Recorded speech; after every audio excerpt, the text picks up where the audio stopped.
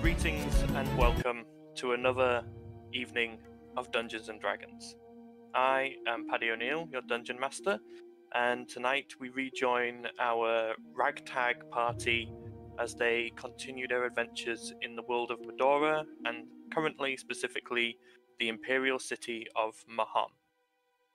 Last time the party had gone and finally delivered the notes that they had been entrusted with by the apothecary Absum to the head of the Apothecary Guild, Inala Jinkclank. Inala had then requested the party investigate something in the sewers for her. She had been sending out kobold runners to collect ingredients, and unfortunately they had not been returning. And for some strange reason, the guards would not look into it for her. So she took the other route. She's hired a band of adventurers. The party tried to make their way into the sewers underneath the Gateway District, to little success due to Valdizian's wings getting in the way, and instead travelled down into the southeastern third of the city, Grimhaven, the slum. Moving through this area, they took a quick glance around as they moved through, but didn't really take much in. As they quickly moved to the docks and found a sewer outlet. After carefully moving themselves down and in, from the most part other than Talia, who just decided to jump straight into the not very nice ocean water, they managed to get their way into the sewers and begin traversing through them, hoping to traverse through these ones and back to the ones under the Gateway District to try and find the Kobold clan who supposedly lived there. However, due to some unfortunate turns and twists, they instead ended up in combat with strange puppeted corpses by weird jellyfish-like creatures. And after that, without any rest, they got caught in a trap which blew them further down the sewers and into a room with two flaming skull constructs, which knocked down both Valdizian and his young cleric Urt, but fortunately did not kill them after a bit of retconning on my behalf, because I did not intend to kill anyone just yet, and I'm being nice. They managed to dispatch of the two flaming skulls and carefully get rid of the slowly reforming remains. They then looked through the one door that was available and found that it opened into some form of ritual room, where two members of the Faceless, a criminal organization that they have had a previous run-in with, appear to be undergoing a ritual currently. Choosing to not try and engage presently, as they were quite wounded, they decided to instead set a watch on the door and have taken a long rest. So today we have a couple more people with us, fortunately. So obviously joining us is Annette as Talia. Hello. Ben as Valdizian. Hi. Also playing as Urt. Yo. We have Stephanie as Rowan, returning. Hello. We have Reese as Eridan. Hello. And I'm playing Mantra again for her. And returning to today, but currently not able to play, as obviously her character is not with the party currently, is Maria as Balasar. Hi. So she's got a bit of an easy time for the moment. She just gets to enjoy the ambience and the general fun, the chaos. She gets to enjoy her hangover. Yes. So, you have all spent a long rest in the not very nice domains of the sewers. It's been dank, wet, and unpleasant smelling, but you have all managed to take the necessary time to rest and recuperate. You've all regained your hit points, spell slots, and any abilities that you had used and you are now stood in front of this one single door. What would you like to do? Well, guys, what's the plan? I'm thinking stealth is a good idea. Well, Some sneaky, stabby. we can Frollin's do. just looking at you like, you think I can stealth? But I can. I see one of two things. If we open the door fully and go in, regardless of stealth, they're going to know we're there. So we can either go in there and face whatever is in there, depending on how many enemies. We've only seen 2, but there might be more. Or we can try and draw the enemies out into this wider area, attack them one by one, because they've all got to come through the door. You did say that they were doing a ritual, right? Yes. Shouldn't I have a sneaky look through the door first, find out what's going on? I'd like to know what they've now spent the time ritualing on. Okay. If you guys want to have a I look. will through the go door. to the door and roll stealth and have a looky. Okay, so go ahead and roll me a stealth roll. 1 minute.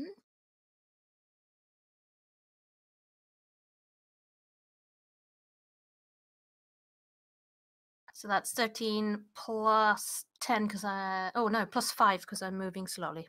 Okay. Okay. So, creaking the door open just a crack, you peer through, and you see that the kobold that had been in the center of the ritual circle is no longer there. There is just a bloody smear on the floor. You are unfortunately too late to save that kobold's life.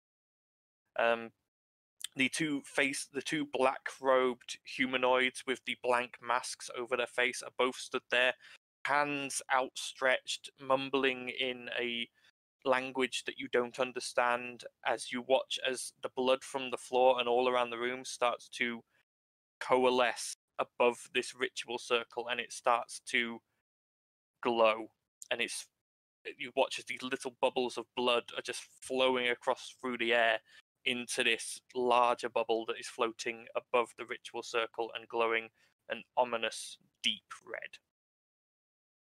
So, not quite finished by the looks of it? From what you can tell, probably when the last drop of blood joins this bubble, the ritual will be complete. Okay, And it is moving quick. I turn back to Devil and goes, dude, we need to go now. It's gonna, if we don't stop them, they've not finished. Go. And I'm gonna stealth into the room and try and take out one of them. Okay. So, just move. You guys, you can see. So, Looks like a normal room to me. Don't know what you're talking about. there we go. Totally normal. So, you all rush through the doors, Talia ahead as she tries to cover the distance. I need you to make me an athletics check, please. See how quickly you can cover the distance. Fuck my life. 4. 6. You probably get about here. Okay, that's probably close enough. Let me check. Yeah, I'm well within range. I'm gonna attack. You're going to attack him? It's not letting me ping for some reason. Hang on. Because you're on the ruler. That one. There you go. With, So with my heavy crossbow. Okay, go ahead. Fire at disadvantage as you have just sprinted pretty quickly across this space to try and hit. Okay, one sec. Let me roll again. Just go. 11. Hang on, let me just get the stats up for them. I didn't think I'd need them just yet. So you know how we were talking about not rushing into rooms and attacking things that we're not aware of? If I can stop this ritual, I'm gonna try.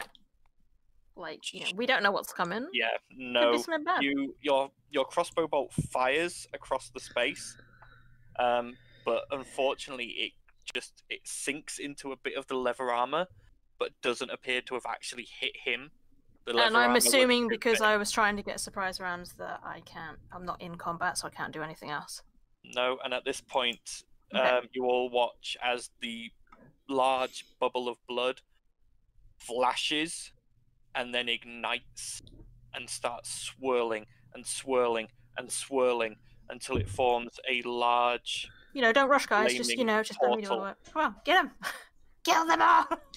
Right. And then Oh, that's a stepping thing. from within the portal, you watch as a strange black leathered creature with black spines all over it and a long curved horn coming from the back of its head over the top steps through and sort of glances around. Seeing the situation, it gives off a slight chuckle and goes then turns and looks at the two faceless and speaks in a language again that I believe none of you understand. What language is it? It would be Abyssal. No, I don't think I know Abyssal. Anyone? Nope. No. Speaks in Abyssal to those two and then turns back to the portal and mutters in Abyssal again. And it is at this point I will need everyone to roll initiative. Okie dokie. I'm 18. okay.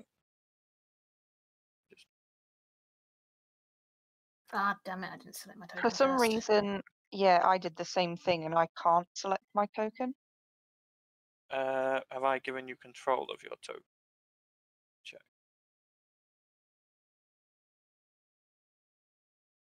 No, I haven't. That There we would go. explain it. I love how and Valdician rolled exactly the same. Even different modifiers, but you somehow both got 11. Yep. Okay, so Valdisian.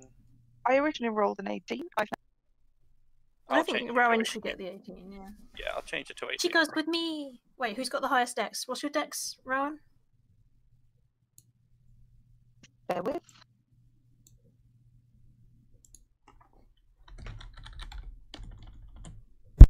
Got 11 as well. It's a +1. No, just mine's 17. What's yours? 13. Okay, so it'll be me, then you. That's fine. Eridan got 4. I'm assuming it'll be Val then because I'm sure that Val's probably got higher dex than Probably. Let me just roll for No, I Mark. don't. Yeah, I think it's Oh, then it'll faster. be fast then. Then you. Hey, not bad for Mantra. Then. Oh, okay. So, yeah, the cultists are probably going to be going first. Bloody hell. There's no probably about that. And 5 for him.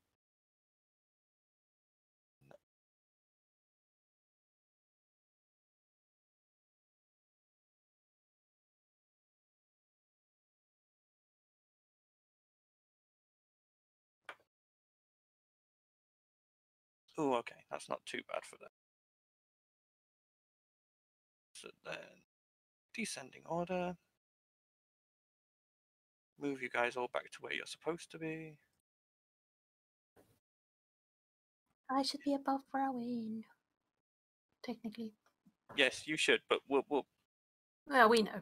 There we go. I've moved you. Are you happy now? Yes. Right, let me just get some combat music on and we can get into this combat.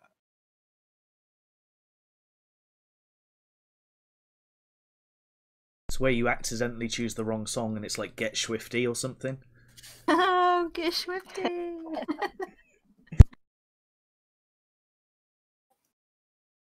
Ooh, let the dogs out. Ooh.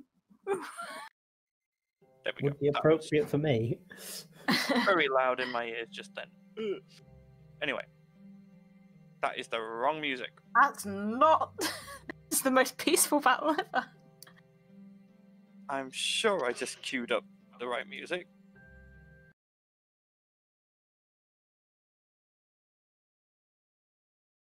Is it playing? But yeah, I can't hear anything. No, neither can I. Neither.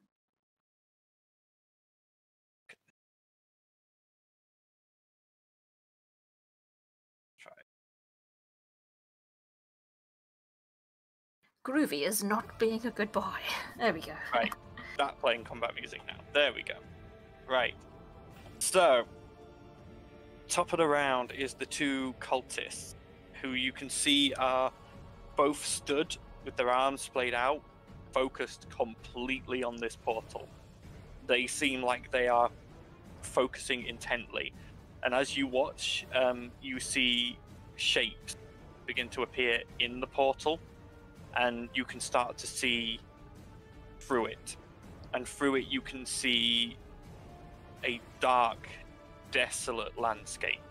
It almost looks like a desert with large, jutting black stones covered in sharp spikes that seem to, like they would probably tear flesh from bone with ease. But stepping from within, you watch as a group of strange-looking humanoids appear, all traveling through one at a time, and then forming up in front of this portal in a line. Their bodies appear squat, the flesh grey, they're wearing no clothes. There are open wounds and sores all over them. They appear to almost be rotting where they stand, and they just sort of stood there, mouths open, teeth bared, going as they stare at you across the room with just hatred in their eyes. That ends the cultist's turn. Talia, what would you like to do? I want to move first.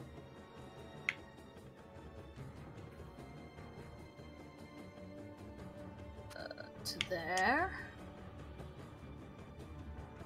Okay. And then I want to attack this cultist with my crossbow. Okay.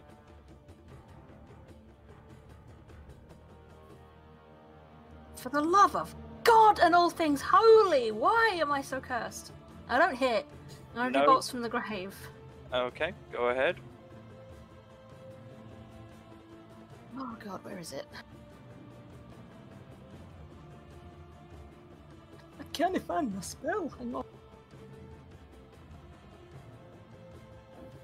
There you are.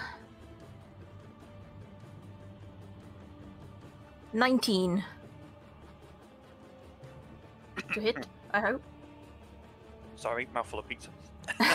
19 to hit. Yes, that does in fact hit.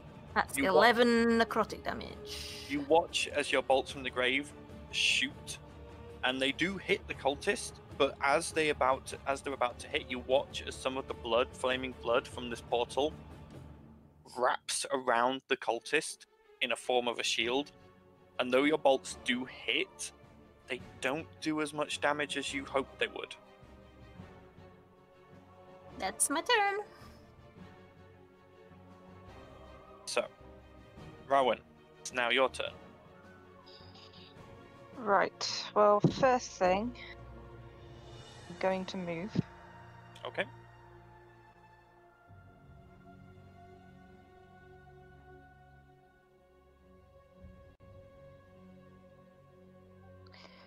And I'm gonna Tides of Chaos and Firebolt whatever that initial thing is that came out the portal.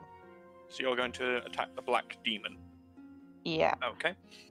So, Tides of Chaos. Alright, go ahead. You have advantage on the attack.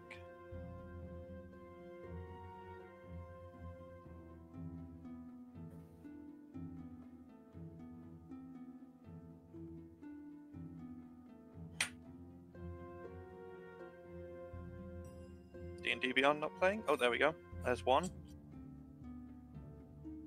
Okay, so the second one does hit. You watch as the fireball flies across the room, and as you're about to launch it, Rowan, your innate sense, magical sense, sort of just moves your hand a little bit and just corrects your aim for you. And you watch as the firebolt flies across the distance and splashes across the black sort of chitinous flesh of this creature. It's wounded, but again, it doesn't look to have done as much damage as you would have hoped. Interesting. That is my turn. Okay, it's now Mantra's turn, which is me for the moment. It's a me, Mantra. It's a me, Mantra. Haha! So, let me Did just... to Mickey Mouse a little bit at the end there. That was the point. Let me just check some.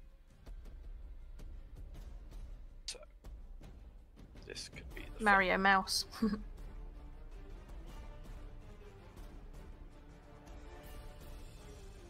Yeah, she did take that one. So. Oh no, that's no good. We won't be using that spell. We'll use the other one instead.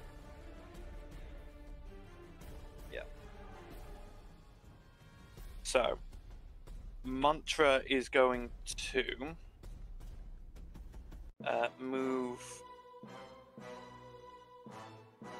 30. She's going to move across there. Then, yeah, she is within range. You watch as she just starts sort of whistling under her breath, a really sibilant, discordant tune. That is a fail, I believe, on the spell save, so that is...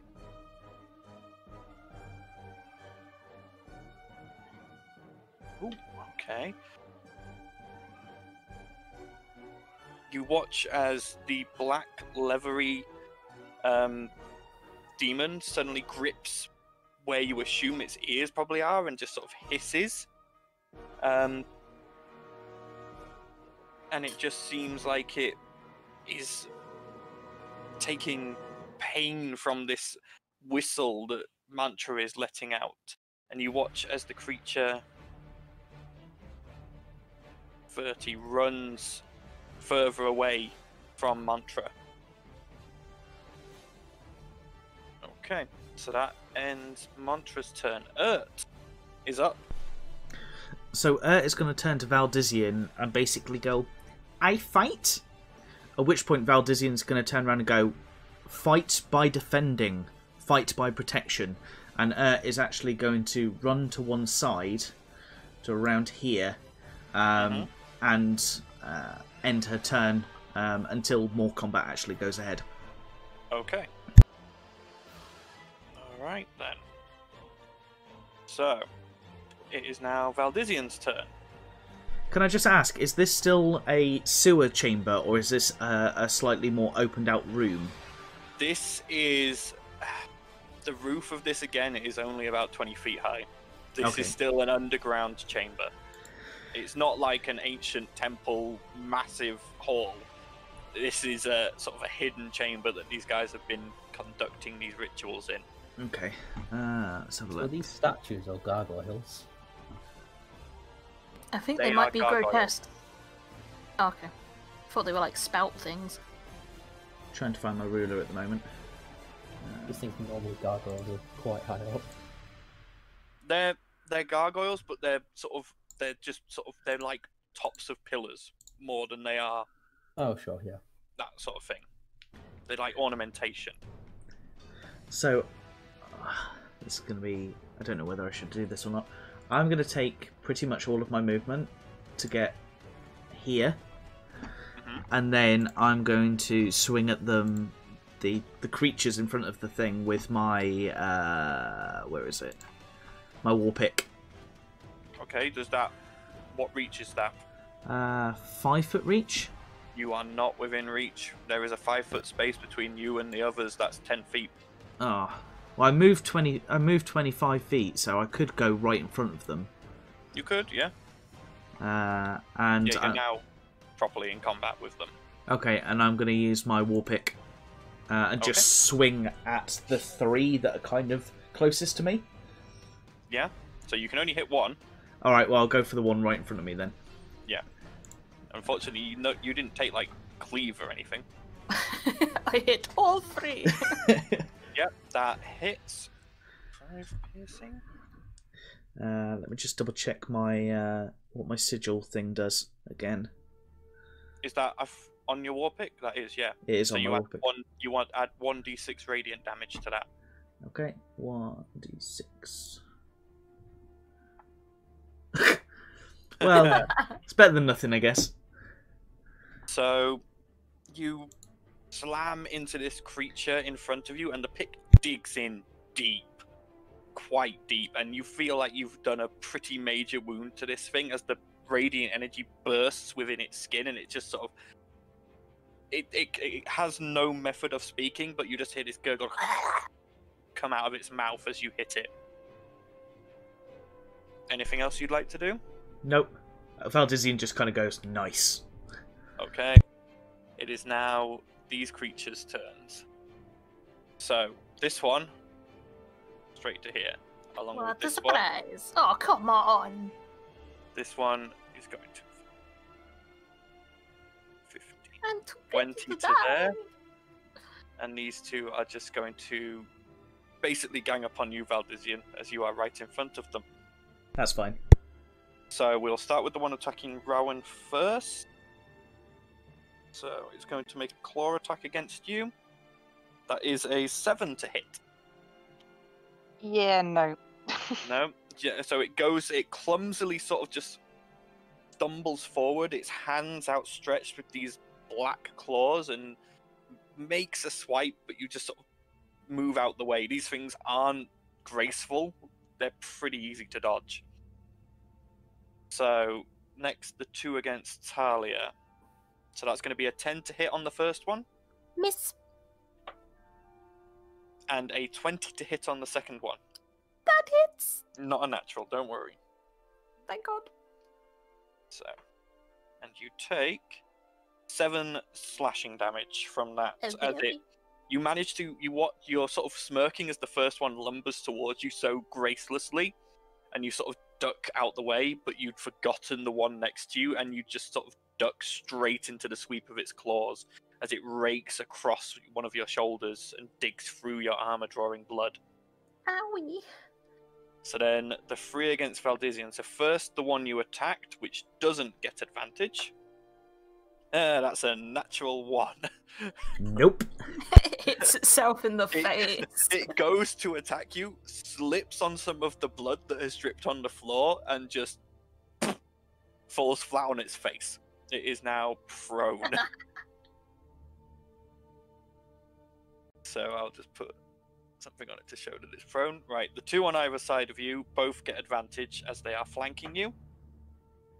Oh dear.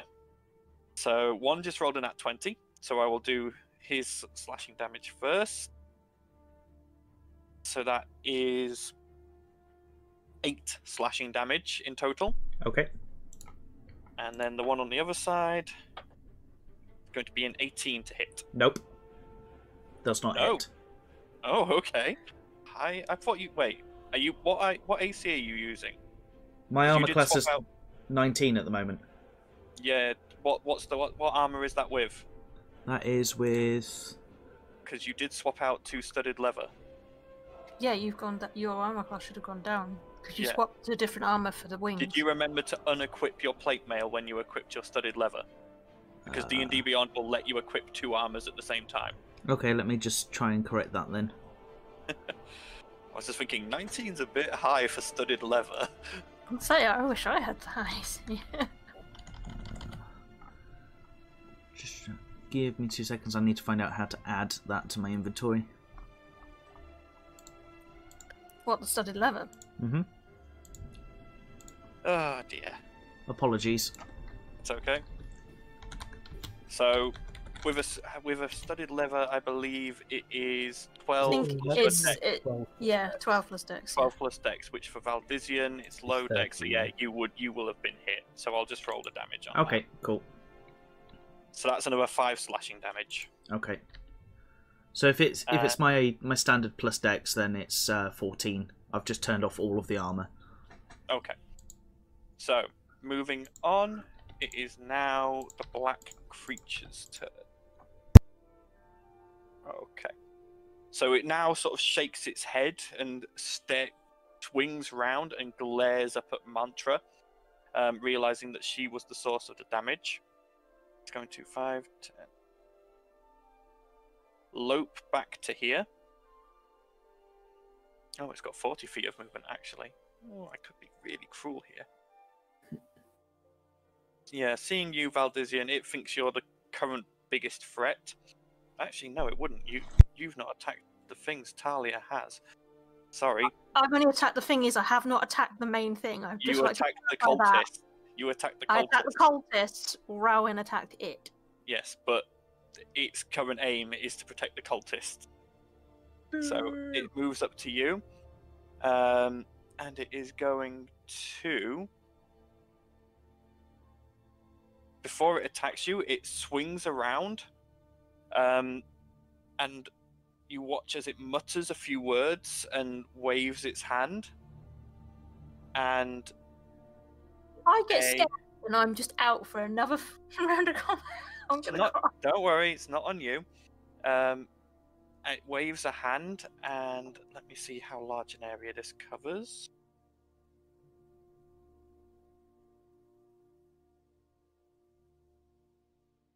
"15 foot." Okay. So Wouldn't that damage its allies as well? let me just check how big 15 foot is. If I take it off of one of these guys, that would work. I think it's basically a square cube around my Oh, he's not casting it on you. I'm going to move okay. this cultist into the middle to show where it is. Right, okay. That whole area is now pitch black. Cast darkness. Like I see. seeing into it and seeing within it, you cannot see anything. It is just pure black. How much is So that if we wanted to attack that 15? cultist in darkness, it would be at disadvantage because we Yes. know it's there, but we can't see it. Yes. So let me just make sure that I know that he is concentrating on that spell. Okay. And that is going to end his turn for now. So, Eridan, it's now your turn. So is that both the cultists in darkness? That whole yellow aura that you can see, if you guys can see it, let me just double check. No, I can't. Let me make it so you guys can see that. Hang on. Yeah. Damn it. This is always the fun. Advance. Aura. See. Tracker. I have Okay. no idea where my turn is. There you go. You guys should be able to see the aura now. I can see it, yeah. Yeah. So That's yeah. pretty big. Everyone's in darkness, including Yeah. Val. So yeah, that aura is the darkness. Mhm. I'm also assuming because it's darkness, which is a magical darkness, that my dark vision is going to be no help. Yep.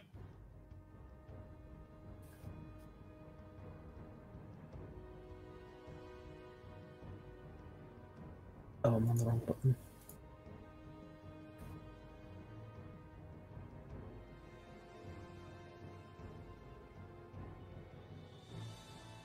How does Moonbeam work with darkness? Let me have a look.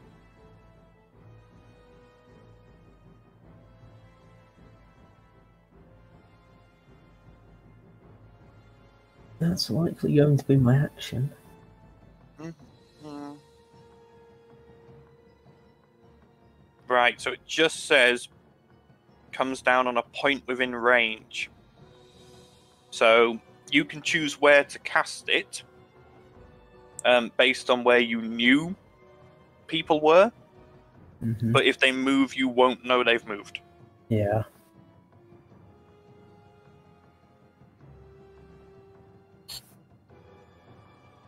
That's the little else I can do, though.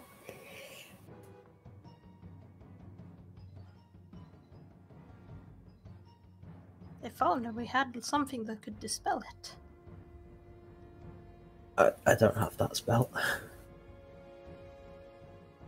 Most unfortunate.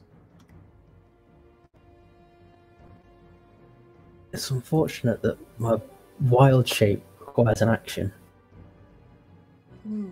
You're Circle of the Moon Druid, aren't you? So your wild shape is a bonus action. Is it? Ooh. Yeah, for Circle of the Moon. Oh, I don't have that on my sheet because I don't have any things. Yeah, no, I'm pretty sure you took Circle of the Moon because then you got Combat Wild Shape, which is what allows you to have Direwolf. Hmm. Um, Does that make it a bonus action as well? yeah, so it's a bonus action for you to Wild Shape in combat. Ah, right. In that case, how far is that? Sure. I will. I'll go for the lion, I think. That'll give me pack tactics. Okay. You find a lion token. I had the wolf ready, but not the lion. Yeah, sorry.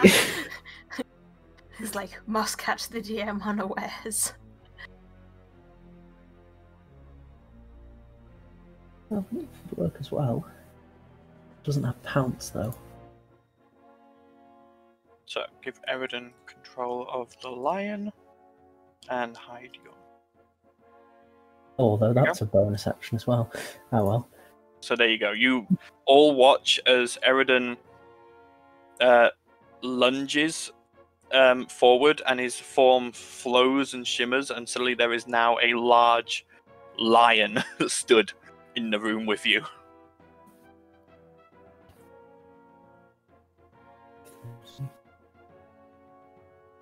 So is pack tactics as long as they're within range in 5 feet of me or in 5 feet? Yeah, as long as you have an ally within 5 feet of you, you gain advantage on the attack.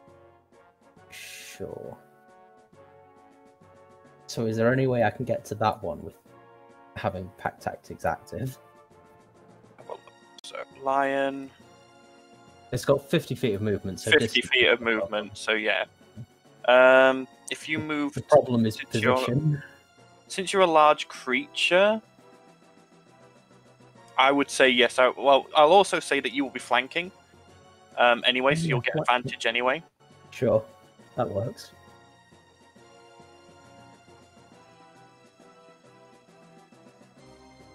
That helps me out as well. Hmm. Just 5.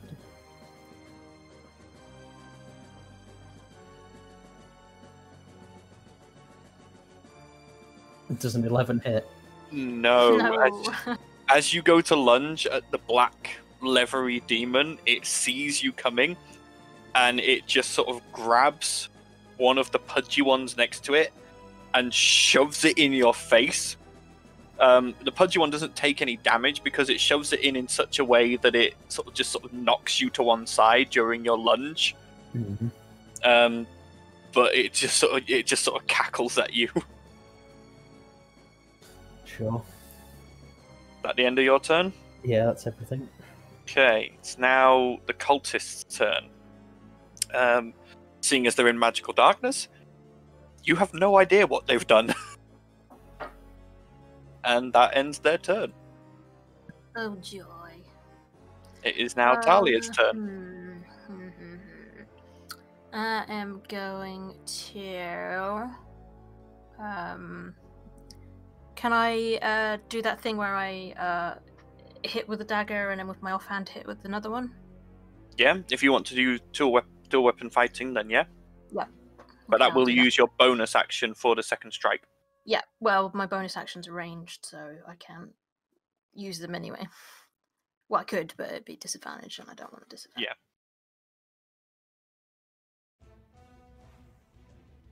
That's with my modifiers, and then the offhand's without, isn't it? What are you attacking? Is it one of the pudgy Oh, ones? I miss anyway. Yeah, one directly below me. Yep, you hit. I hit it? Okay. You hit it. So, that's So no 7 sneak piercing damage, attack. but not the sneak because he's Yep. not in combat with the other guy. And then As with my you- offhand, Lunge and slash, you slice open its belly, and you watch as rotted intestines just start flopping out. how many d4s is it? Because obviously I have to do it without modifiers with the offhand, don't I? For a dagger, it should be 1d4. Just one. Okay. Cool. Let me look. Yeah, 1d4. Okay, so if you hit with this, sorry, it I does forget. 3 I've got to roll damage. d20 first. Hang on. Yeah. Because I can't do it for you D&D and Beyond. I don't hit him. Never mind. So the first I dagger stabbed myself in the eye. slices this open, and as you go and swing with the second, I'm too grossed out. it does hit, but it hits a rib in the exposed tissue. You don't do any more damage, but the dagger does shatter. Welp. That's a strong That's rib. really nauseating. As most of you will know, that if you cut through, a bone is strong. If you hit it in the wrong way with a blade is not made to cut through bone. It's meant So- to stabby. I'll just yell to the others. Not like I'm telling you how to fight or anything, but you should probably take out the cultists because I think they're what's keeping whatever the hell that is open. Just saying. End my turn. Okay, I'll allow you to get out enough of that to be. I think you guys should get the cultists, and that's it. Yeah, Basically. that works.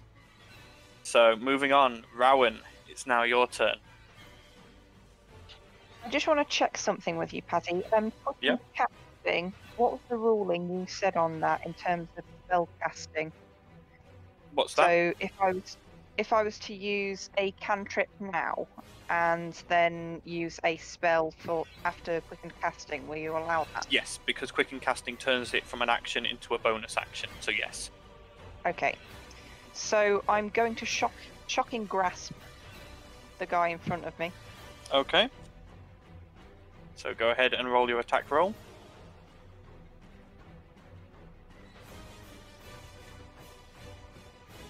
That does hit. You Really? reach out and you press your Yeah. hand against this flabby My 9 flesh, hit. and you watch as the lightning courses from your hand and into the flesh.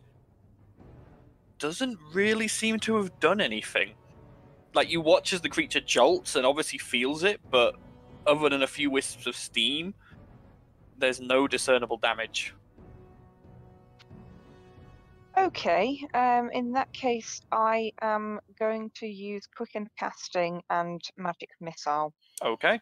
So, who are you targeting with your magic missiles? Well, I can't actually see the cultists, so I can't Nope. really aim for them. So just to get rid of the guy, the blob in front of me. Yep, so they're all going for the guy in front of you. Yeah. Okay. So go ahead and you'll need to click magic missile 3 times because it only rolls damage once for some reason. Unless I just take that damage as being the same for all 3. It could be nice and do that. No, because then it's only 2. Okay, yeah, and click. So that's your 3. So 8 damage. Okay, this is much more satisfactory. You watch as this creature just gets riddled with holes as you hold your hand out, and the arcane darts burst from it and just pierce through flesh, leaving large, cauterized holes. Yeah. Okay. And that's Okay. my. Okay. It's now Montra's turn. Montra is going 20, move to about there. And then going to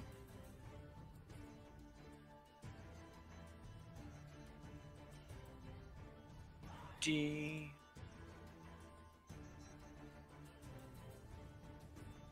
Yeah. So you watch as she mutters and moves her hands, and a bubble of acid appears, and she tosses it over your head, Talia, and it lands on the black demon. So we'll see if... Do I need to roll for this? I'll click on it and see what it does, I suppose. I don't think I need to click on it. Oh no, it's dex saves, so... Oh, that's awful. But we'll take the dex saves anyway, So, yep, he saves. And the Flabby Man next to him does not. So, Flabby Man next to him. Again, you watch as this acid comes flying in, and the black creature just grabs the flabby one and just puts it in the way. And you watch as the acid splashes all over it and starts eating away at its flesh. But other than that, that is the end of Mantra's turn. It's now Ert's turn. Ert is going to hold her action until she sees either Rowan or Valdizian take more damage, and then she's going to use Healing Word. Mm-hmm. And that's going to be the end of her turn. Bear in mind, if she's still holding that spell at the start of her next turn, she loses the slot, yeah. Yeah, that's fine. Okay. So, it's now Valdizian's turn. Being in pitch blackness, he's going to step one square back. Okay, so they all get opportunity attacks against you if you do that. Can they see in this darkness? They cannot. Saying. They cannot, but they can all sense you moving, so they will slash at the air where you were. Okay, can I sense where they are, considering then the next square, you know, you'd know where they were before you went in darkness. You know, basically any direction you swing, you have a chance of hitting something, but you will still be at disadvantage on the attack. Okay, even if I use my breath weapon. If you use your breath weapon, that is not disadvantage, that is dex saves for them. But okay. Obviously it is a cone. Yeah, it's a 30-foot cone. Yep. So I'm gonna attempt to use my breath weapon and just shoot a 30-foot cone forward, because I know there's one in front of me, and I knew that there was roughly a cultist in front of me as well, so hoping to take them both out, or do some damage to them at least. Okay, let's see. I need a 30-foot cone.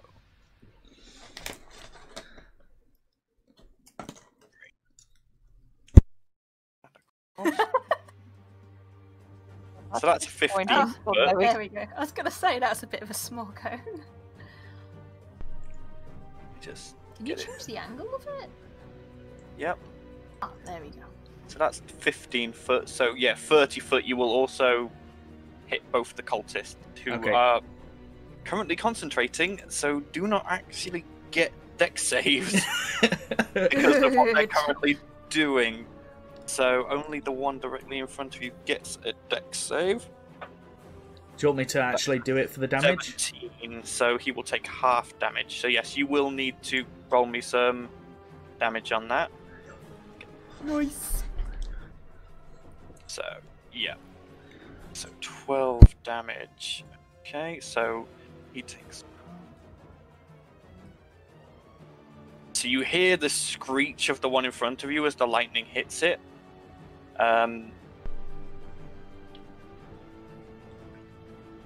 That much. Ooh, okay, yep.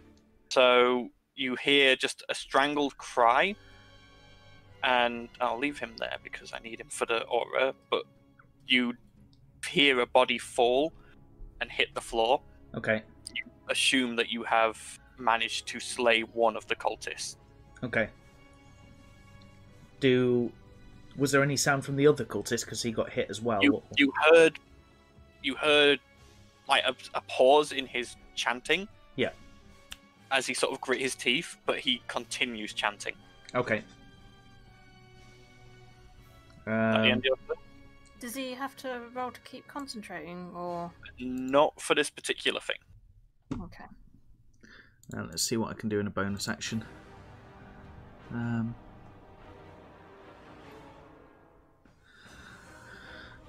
No, I'm going to stay where I am. Mm-hmm. And end my turn. Couldn't have taken 5 more seconds to let me chew this pizza, could you? Okay, I don't know what I want to do. Well, listen, does a tap dance. I could move backwards, but then I would invoke an attack of opportunity, so... You'd invoke a freeway. Yeah. Well, 2-way. Okay, I finished eating that now. Okay, yeah, that's the end of my turn. Okay, so it's now the pudgy creature's turns again. So, we're going to have one attack Rowan again. It's going to be a 6 to hit. No. Didn't think so. This one is actually going to move like that, so that it is now flanking you, Talia. Wait, So what? it can Where move. did one go? There was one in front of me. Yeah, it moved around to the side, but Oh, so it right, didn't okay. ever actually leave combat. I get you. So you don't get an attack of opportunity, but they do now get advantage. So Joy. that's a 10 from one of them. Miss. And the other one, a 13. Also misses. Yeah, these things aren't great. These are Thank basically God. cannon fodder. And then the ones against Valdizian. So one at disadvantage because of the darkness. So that's a 4 to hit. Nope. You just hear something blindly swinging in front of you. But then the 2 on either side of you get straight rolls because of the disadvantage, cancelling out their flanking advantage. That's a 4 to hit. Nope. I am putting the grog dice down. I'm starting to think maybe I did curse your dice. My That apologies. is a 21 to hit. Yeah, that hits. And that is 8 slashing damage to you. Okay. By the way, you're currently in magical darkness, so saw none of this. Oh, We didn't think of that. lame. Okay. So- It's alright, Rowan will be alright at least. So that is the end of their turn. It is now the black creature's turn. Seeing this lion behind it, it whips around and it glares at you. And you watch as its eyes flash a sickly green color. I need you to make a Constitution saving throw, please. Interesting. What is my constitution?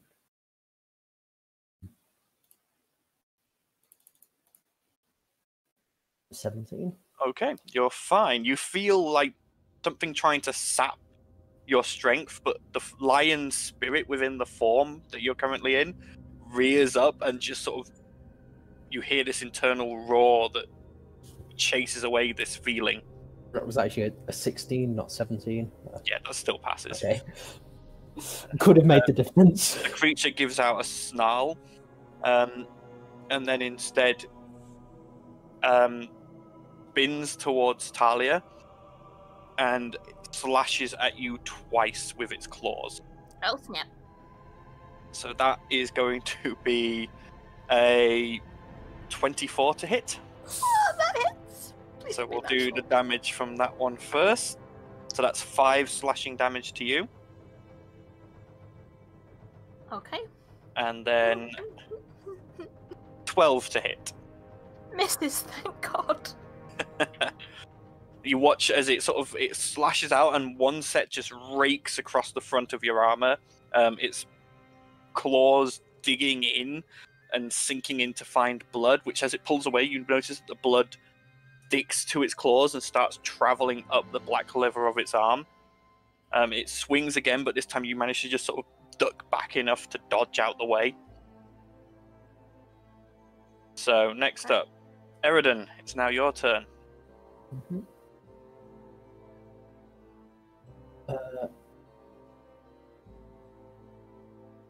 Did I hear one of the cultists fall? Mhm.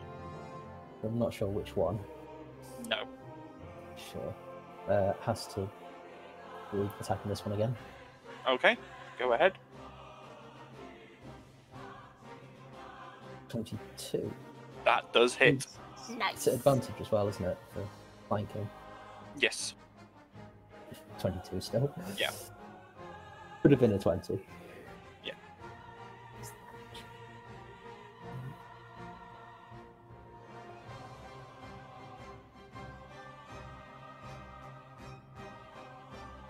For 9 damage. 9 damage. Okay. So you rake your claws across it, and you notice that what should have been gouges are just scratches. And you feel like this creature is resistant to normal sorts of damage. Anything else you want to do? Well, that was a vain hope that it would lose concentration, but... Oh, yep, it needs to make a concentration check. Hang on. Gonna be a Oh, super it does actually lose concentration on the darkness spell. Oh, Woohoo! that's helpful. surprising. It rolled under a 10, so I will get rid of that. So you guys should have... You can get rid of that cultist that died now, can't you? Oh yeah, I can. Because it was So- linked to the shroud thing, wasn't it? It was. So you can now all see that one of the cultists is laid dead on the floor. The one on the right. The one on the left is still there. He's panting and still mumbling under his breath, but he looks pretty hurt. Is that the end of your turn, Eridan? No, we'll move. Oh, there's a lot of them. Yeah, you're kind of sandwiched in there. Yeah. Still, it's the lion's health, not mine. I might be better off changing anyway.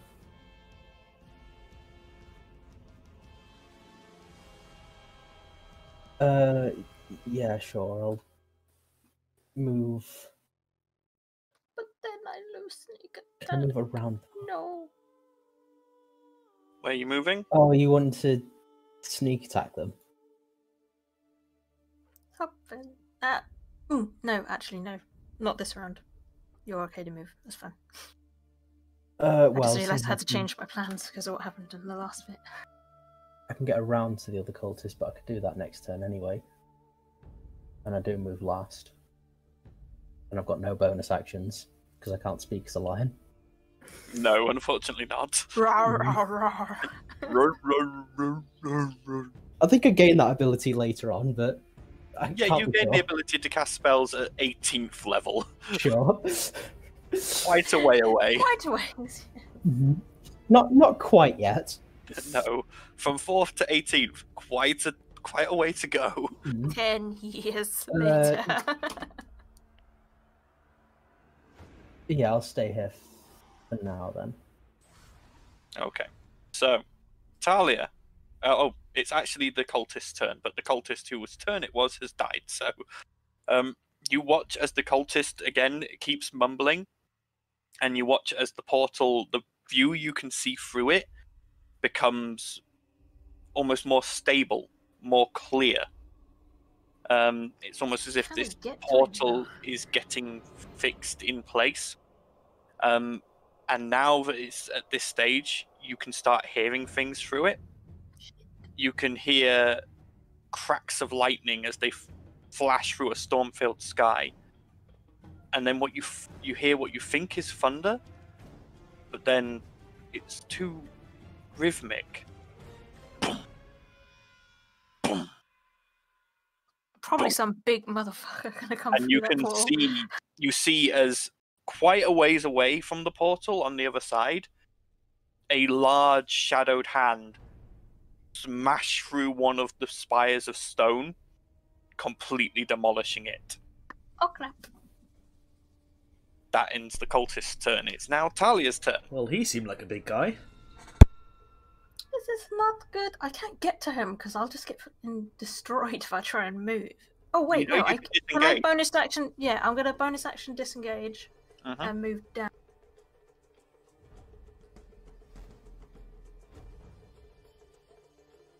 About there. Mhm.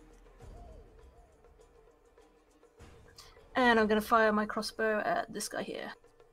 At the cultist. Yeah? Yes. Okay. Go ahead. Come on, dice, don't destroy me, please. Yes, 22 to hit. That does in fact hit. you 9 watch- piercing. You watch as the portal, the blood from it tries to get in the way of the bolt, but the bolt just shears straight through it, lodges in his throat. The chanting ceases. He sort of clutches at his throat as the blood pools down his front, and then he also collapses to the floor, dead. Okay. Right. I can't take a healing potion now because I used disengage, so I will cast bolts from the grave. You to can't this because way. that takes your Oh bonus. no, because that's bonus action as well. Yeah, sorry, my bad. That's my turn. Mm-hmm. It's now your turn, Rowan. Is there any change in the portal?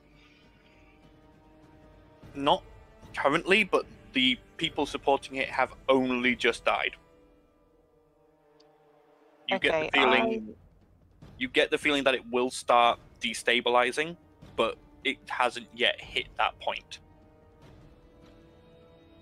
I really need to get rid of this drink.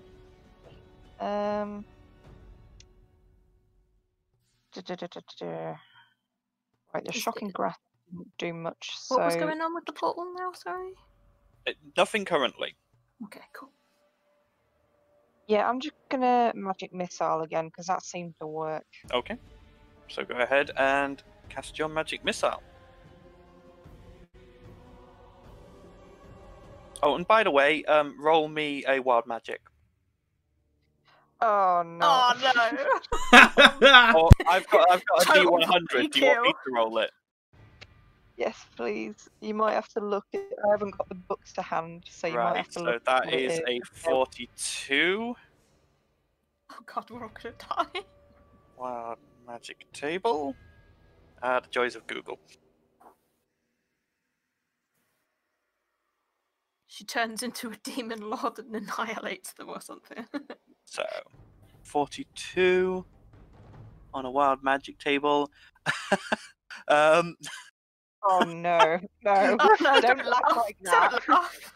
when so the you get DM your- laughs, You know get, it's all you over. get your spell off, don't worry, and you have successfully killed that creature. You watch as the bolts smash through it. It starts falling, and its body just into an acrid puff of smoke. Great, but what were you laughing Rowan, at? you feel a change as your wild magic surges, and suddenly your world shrinks, and everything goes dark for you. Oh As no. you change into a potted plant for one turn. Ooh. So you are now a potted plant. I won't bother finding a token, but you are currently incapacitated. You cannot take any further actions. You cannot see, hear, or move. You are a plant. Okay. I mean, it could be worse. It could be worse. You do regain your Tides of Chaos for next time if you want to use it. Sure. Yep. Moving on, it is now Mantra's turn. That was such a good one. Okay, so Mantra is going to... Yeah, that might work. So, seeing as you guys have moved mostly out of the way, Mantra is going to move to here, and then let's bring this back as she is going to cast Burning Hands.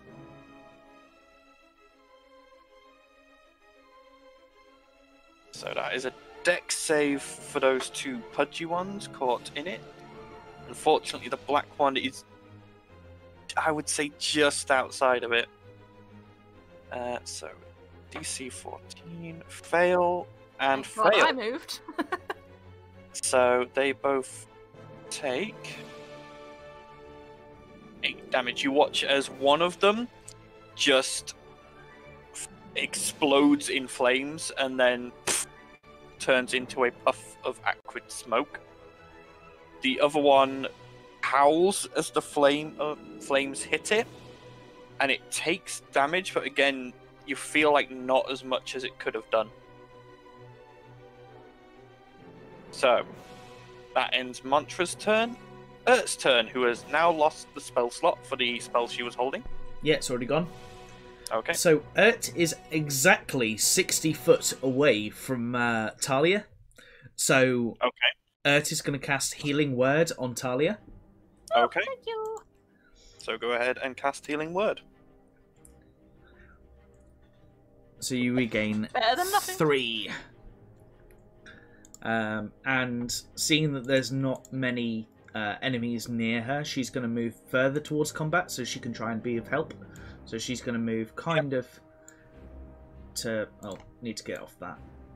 To around there. Mm-hmm. I noticed she's sat next to a pot. Yeah, it's next to the potted plant. Yeah, pretty much. I was going to have her come up behind and hide behind the potted plant. Yeah, it's not that big. Yeah, but neither is Ert. Yeah, it's bigger than a potted plant. And it's going to end her turn there. Okay, you sure? She's still got an action if she wants to use it. Did... Healing Word's a bonus action. Oh, okay. So she can still cast a cantrip if she wants, or take any other action. Right, let's have a look. Turn undead.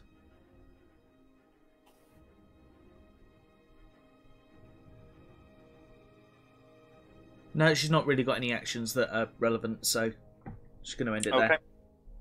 Your turn, Valdizian. Okie doke. Still currently surrounded. One of them... oh, he would have gotten up from prone, actually, so get rid of his prone symbol.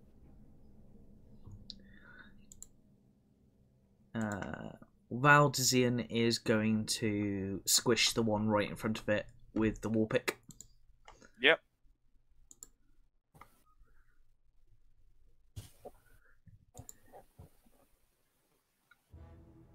$12 12 does hit. with 8 piercing damage. Nice. We're So the all one- Hang on, fighting in a stir. plus because of my mark. Sorry, my sigil. Yeah, trust me, it's already dead. But I want to do the extra 4 damage anyway. Yeah, no, you hit it and it bursts in radiant light, and again just bursts into a puff of acrid smoke. Nice. And then with my bonus action, actually no, I'm going to leave it. I'm going to call it there. Okay. Yep. So it's now. Balasar's just in a bar somewhere with her feet up, Yeah. relaxing, and we're all just dying in a sewer. So it's now the Pudgy's turns again. So this Pudgy here turns around and looks at the lion and is going to attempt to swipe at it. That is going to be an 11 to hit. Nope. Nope. Again, this thing's on low. It's quite easy to just sort of duck out of the way. So the two flanking you, Valdizian, are both going to attack and get their advantage. Am I considered flanking because of the one behind me, or are they focused on Valdizian? No, because they're focused on Valdizian, it doesn't count. So that is a 20 to hit from one of them. Yeah, that hits. So that is 6 slashing damage. Okay.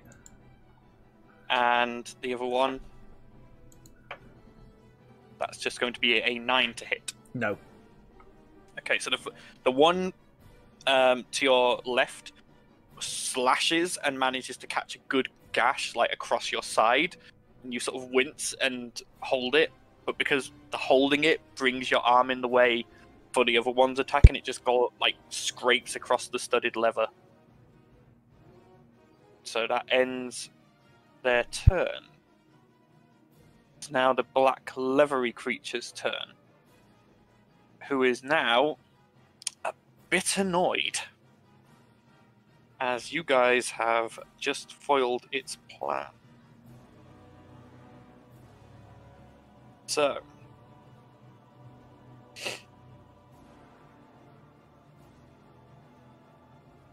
it turns to you, Eridan, in your lion form, Mm-hmm. thrusts its hand towards you, mutters something under its breath, and I need you to make a Constitution saving throw, please.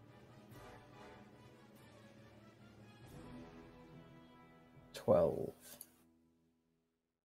12, you just pass. You feel as a magic tries to take hold of your body and do something, but you again manage to just shrug it off. This creature gives out a snarl, and he's going to 5, 10, 15, 40 run towards the door. You do get an attack of opportunity if you want one, Eridan. Yep. 20. That does indeed hit. Team. For another 9.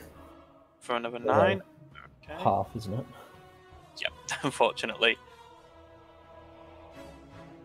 So you swipe across its back as it runs away, and again, there's some grazes there, but it doesn't seem overly phased as it keeps rushing towards the door.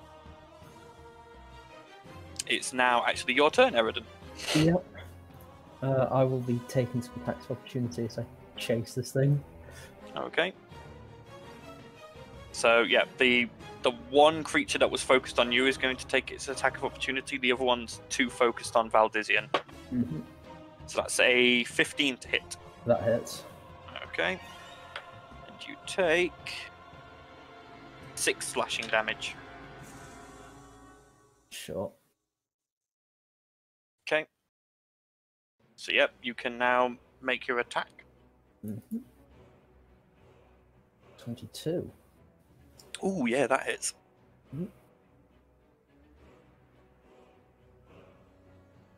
It also needs a DC 13 strength saving throw. Or we might Okay. prepare one. Nope. That was an 8. Nice. So he is now prone. Which means I get an additional bite attack. Yep. What was the damage for that first attack? That would be, I'll roll it now, 6. Okay. So you hit it and knock it down, again with slight grazes, and then you lunge with your bite. Which was that the 10? Yeah, so that. Yeah, no, unfortunately, as you lunge with the bite, it brings its claws up and just sort of grabs the sides of your mouth as it's staring down this large lion throat and just sort of tosses your head to the side. That ends its turn. Rowan, you suddenly feel yourself, you come back to yourself as you grow back from a plotted plant. Blob and a into blob. First thought that comes into my head is like, I need watering. There's a lack of sunlight. I can't photosynthesize. Yeah. I don't feel myself producing energy. Shame you're Wait. not talking like, was it Bill and Ben, the flower pot men? Lubba-dubba-dub. So, it's your turn. Is it my turn? It is. Oh, by the way, at the start of this, the top of the round, you watch as the portal starts to waver, and bits of it are now starting to, like the bits of the blood that were forming it have started dripping to the floor onto the ritual circle, and the portal is beginning to shrink. It's alright, I'm asking because I thought Talia was in front of me, but... Oh, yes. Nope, I'm all the way down here. Should be. Oh, what? Yeah, it should be I Talia know. first, sorry. I don't know why it mucked that up, but yes, it had Talia. shuffled up, but okay. That's cool. Technically, your turns happen at the same time, so... Yeah. So am I going then, or is Yeah. I mean, you've started. You might as well finish. Doesn't really matter, does it? Or... No. I do not mind. So now I've recovered from being a plant, will I have noticed that the demon... Use razor leaf. Yeah. I'm not Bulbasaur. Technically, whilst you're a plant, you can sort of take a second to quickly glance around and take in what's happened and where things are. Okay, I'm just going to do a basic firebolt at the demon. Okay. The black one, yeah? Yep. Okay.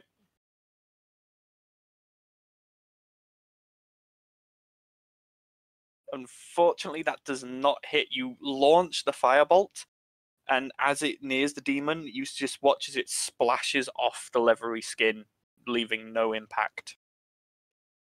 Oh, that's disappointing. So, Talia, it's now your turn. Okay, I'm going to move to this square here. Yeah. Was it that one? I wish it would like leave a little dot so I'd tell where my ruler's gone. That was about it. Yeah. I'm gonna then try and fire my crossbow at this. Okay, so he's currently prone, so you are at disadvantage on the attack. Let's go. And I will say he probably has quarter cover because of the great big The lion lion currently problem. stood So over. yeah, that's what I figured. So it's still disadvantage, isn't it? There's Yeah, still disadvantage. and Nothing he has below disadvantage. He still has disadvantage, but he also has extra AC. So he is harder to hit. Okay, 6. I miss. No, you go to fire and it shoots, but you watch as it sort of ruffles through Eridan's mane and just hits the door. And I can't hit him with bolts on the grave from here, so I'm just going to take a standard healing potion as my bonus action. Okay. Where is my potion?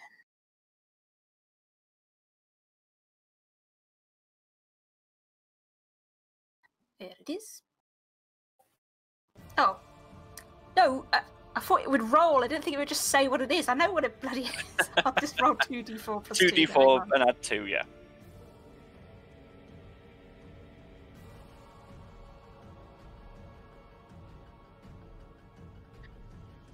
Cool.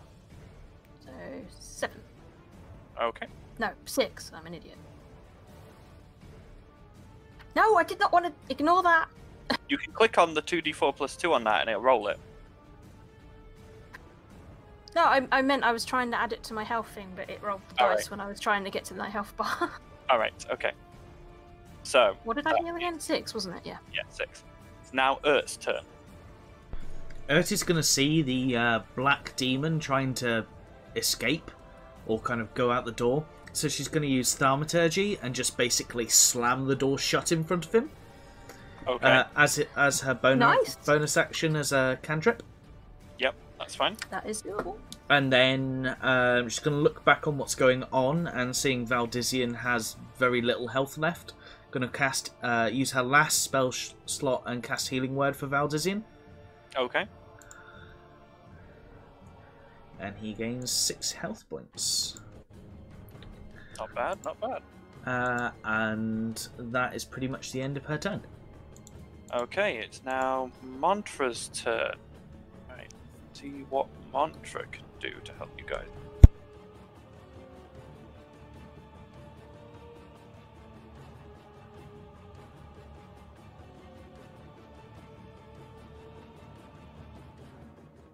I actually gave her a spell that will help.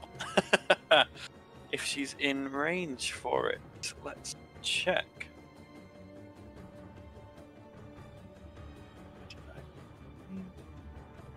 As long as... Oh, hang on, I need to check the wording on the spell. No, doesn't count, I don't think. I need to make a ruling on this. What's the spell?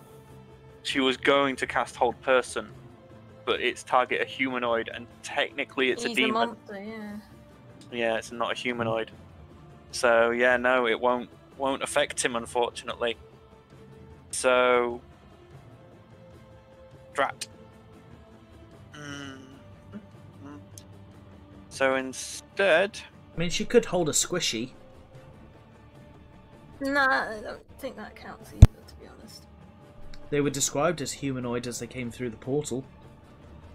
yeah, they look humanoid. They're human shaped. So this is why I was having to make a ruling, because it's like technically they are human shaped. They're all human shaped. They've all got 2 legs, 2 arms, and a body. so they are technically humanoid, but I mean, it doesn't count them as a humanoid, I don't think, in Monster Manual. Then again, technically a Gnoll is a Gnoll, not a humanoid. Technicalities. Yeah, you know what? I'm going to say that because I'm going to class humanoid as something with 2 legs and 2 arms, and of a general human shape. So I will allow the casting of hold person. Quick, everybody, write that down. Use it against him later. So what is her spell save on that? No, I want to cast it. I want to see her spell save. 14. So that is a wisdom save. Oh, good lord. Oh, no, it's not. Unfortunately, you watch as she makes the correct motions for the spell and pulls out the small iron bar necessary for the component. But you watch as the magic tries to sort of form around the creature, but doesn't seem to manage to get a hold, and the creature still appears to be free to move. So that ends Mantra's turn. Valdizian, it's now your turn. Valdizian is going to use his Lay on Hands pool. What about her? It's already gone. Oh, God, I'm spacing out, sorry. Yeah. And heal himself for 10. Yep, okay. And then try and use Disengage to move further away towards where the line is at the moment. Mm-hmm. Would that count? Disengage... Well, Lay on Hands is classed as an action, but Disengage is Can't also... disengage then. Okay, he's just going to move... One or the other. In that case, instead of 10, he's going to take 15 of his Lay on Hands pool to heal himself, and then just move. Okay, so you are going to take opportunity attacks from those 2. Yeah. At advantage, as they are still flanking. So that's 16 to hit from 1. My armor class is 16. So Yep. it's... So that is 6 slashing damage to you. Yeah. And then the other one is going to be a 17 to hit. Yeah, it hits. For another 6 slashing damage. Yay, I'm glad I went for a full 15. It gave me 3 at the end of that. But at least it got me further Paladin, away. you're awfully squishy. I am! That's the end of my turn. Okay, you don't want to do any more movement. You only moved 10 feet there. Oh, in that case, I'm going to kind of move probably to there Okay, and call it. so it is now the Pudgy's turns. So, having lost their current foes, this one is going to run back at you, Talia. Yay. This one is going to run up there. And this one's going to run at Urt. So, the one against Urt, 4 to hit. Nope. The one against the lion, not flanking because the black demon is on the floor. That is an 8 to hit. Nope. And the one against Talia, Nat 20. Shush! it actually is. Oh, Joking. BS! It actually was. You are I not will- allowed to talk when the DM's I will rolling take a photo of that if you want. You bastard. I want to see a photo. I'm sorry. I'm glad I took that bloody healing potion. Hang on. Post it in the Discord, yeah. Or the I have to have Facebook. an event Chat. There you go, it's in the Facebook chat. Oh, okay. That is a nat 20 on a Vex dice. Fucking, this is... I'm being punished for my unoriginal storyline. Not a Vax, Vex. Oh, okay. Bloody hell. That is a pretty dice. That is 6 slashing damage to you. Okie dokie. So that's all your health potion healing gone. That's fine. It's fine. It's fine. So the one that attacked just sort of flails and just sort of backs away, just looking at it weirdly. The one attacking Eridan, it sort of bats at your hindquarters, but its claws can't sink in through the toughened skin. The one against you, Talia, you were so focused on trying to get a sight on the black demon, it just comes up beside you and just slashes me in its the claws down the length of your spine. Oh! In a long gash. Oh! Can I use Hellish Rebuke, please? You may use Hellish Rebuke indeed. So Hang on, I've that gotta is find a dexterity saving throw against, I believe it's 11 for a racial rate. I think so.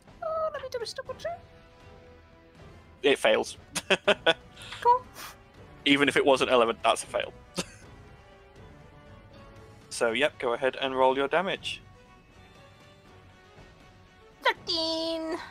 13 fire damage. Okay. So you I watch. pressed the wrong button, so ignore whatever rolls after this. So the flames burst out and flow across its That was body, just so it and marked it it on my looks sheet. damaged, but not as damaged as it could be. I don't get to kill anything. So it is now the black demon's turn. It's going to take its turn to half its movement to stand back up. And then... yeah, we're going to go for that one. So... it's... thermonuclear destination. no. It turns to the lion, and you just see it. It has this look of utter hatred for you currently, as you've been harrying it Chewing this his whole ass. time. And it points at you, and I need you to make a wisdom saving throw. Wisdom. That's That's fine. your own wisdom for Eridan, yeah.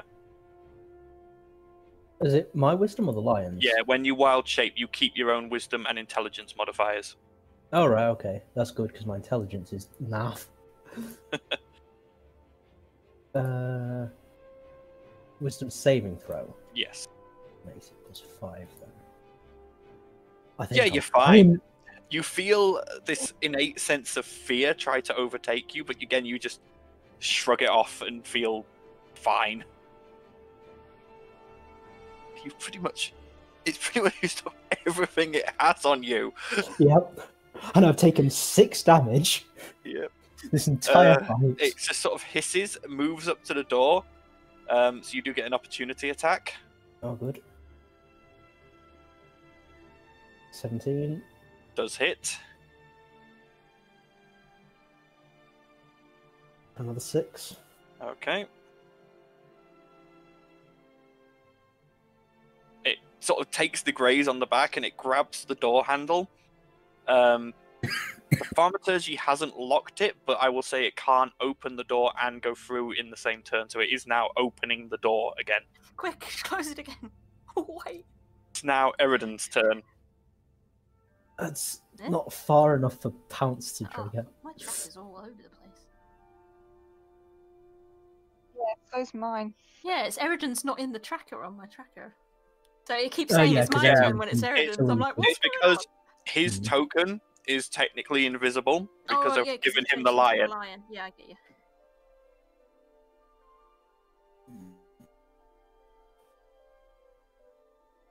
How does that work?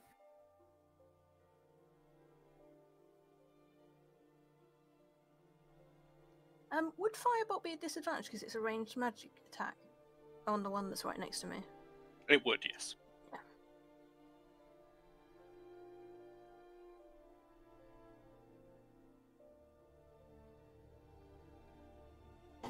Well,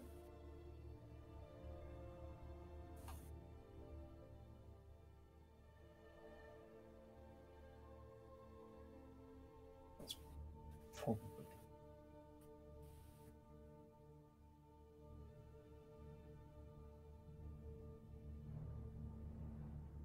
What we doing, Eridan?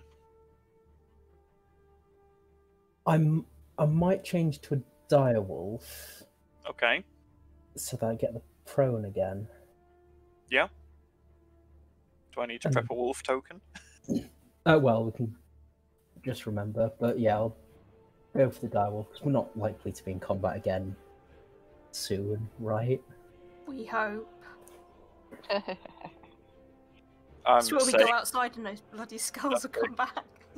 so you all watch as Eridan's form shift, and where before there was a large lion, there is now a large wolf. Which you should have control of as well. Yep. 17 to hit. 17 indeed does hit. So go ahead and roll your damage, and then I'll roll his strength save. Would Thaumaturgy be a bonus action? Only if it's set up as a cantrip, I'd imagine. Let me have a look at Thaumaturgy.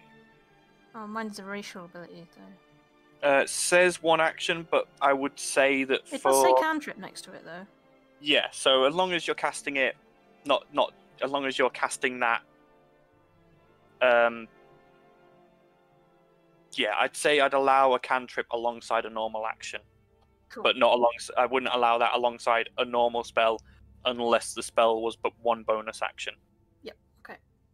Okay, so 2d6. Okay, so. Okay, so you savage its legs as it's trying to open the door, and it makes its strength save. Yeah, that is a 21 on the strength save. Nah, sure. So it sort of shakes you off its leg and sort of hisses at you. But that is the end of its turn. Top of the round, initiative count 20. You watch as the portal shrinks even smaller, but you can still hear the boom, boom, boom, except now it's getting quicker. Boom, boom, boom, boom. Oh, shit. Okay, so the portal is now probably about... It's much smaller now. It is now probably about a quarter of the size it was initially. It is probably one turn away from closing. Talia, you're up. Okay. This is crazy.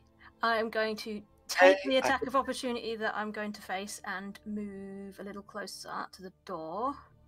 Okay. Like so. That is an 11 to hit on the attack of opportunity. Miss Glorious. It just sort of fumbles a swing out and you just sort of duck around it. Has he opened the door?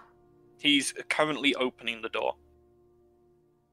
Right. So He's if not I cast Thaumaturgy, he hasn't opened it yet. No. Fuck, Well, I no, was gonna be- it's in the process of opening. He's turned the handle and is pulling it open. So if I cast Thaumaturgy to slam it again, would that reset him? Yes. Then I do so.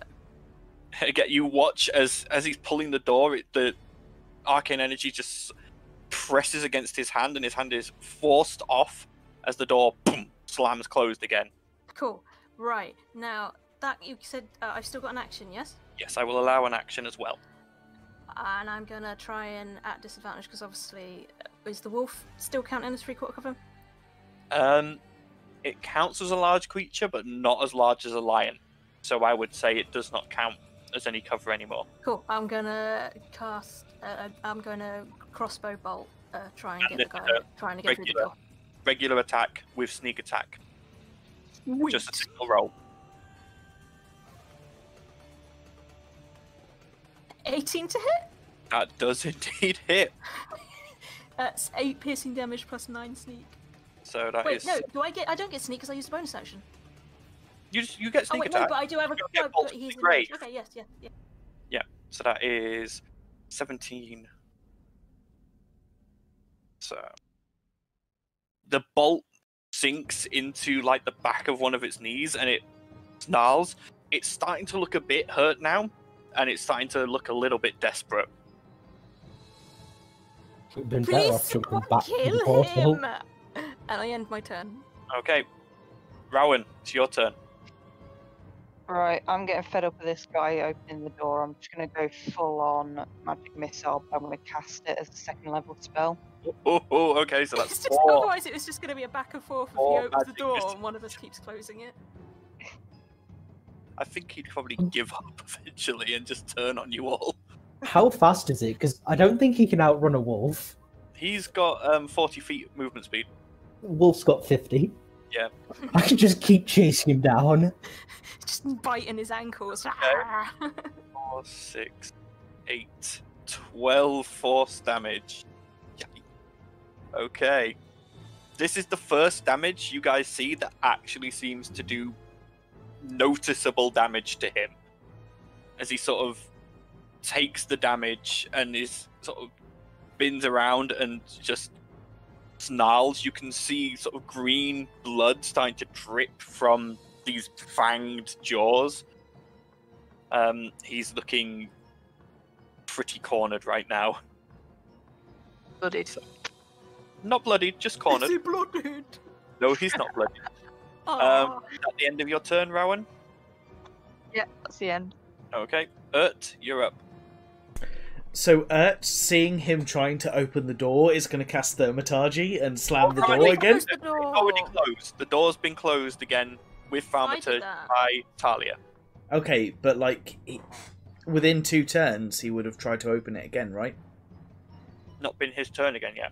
Okay, that's fair enough. In that case, Urt is going to pull out her mace that she has now carved in really bad English, bad bitch, into one side of the mace, and Yes, my girl. and try and slam down on the thing that's closest to her. Okay, go ahead and roll to attack. Yep, that hits. I'm so proud of them. For She 6 sort of- damage. She swings, and by the way, this thing is about the same size as her. These count as small creatures. So just sort of swings and whacks it in the side of the knee, and you hear a sickening pop as the creature sort of stumbles and is now sort of like limping on one leg. Okay, see what can do as a bonus. I think she's used all her spell slots, so Yeah. She has used all her spell slots, but yeah, none of her other things will be bonus, I'm telling you now. War Priest is a bonus action, so she can take a second attack. Oh yeah, that counts, yeah, War Priest. So, So yeah, she can attack again if she wants. yeah, she's going to attack again with her mace. Yep. Oh, Aw. That's a Nat shame. 1. As she goes to swing this time, she catches Valdizian watching her and suddenly feels extremely shy and Aw. and sort of doesn't follow through properly on the hit and then feels very foolish. no, bless. So- That's the end of her turn. Okay, Mantra's turn. It nearly worked last time. We're going for hold person again. So, wisdom save fails. So, the black demon is now paralyzed.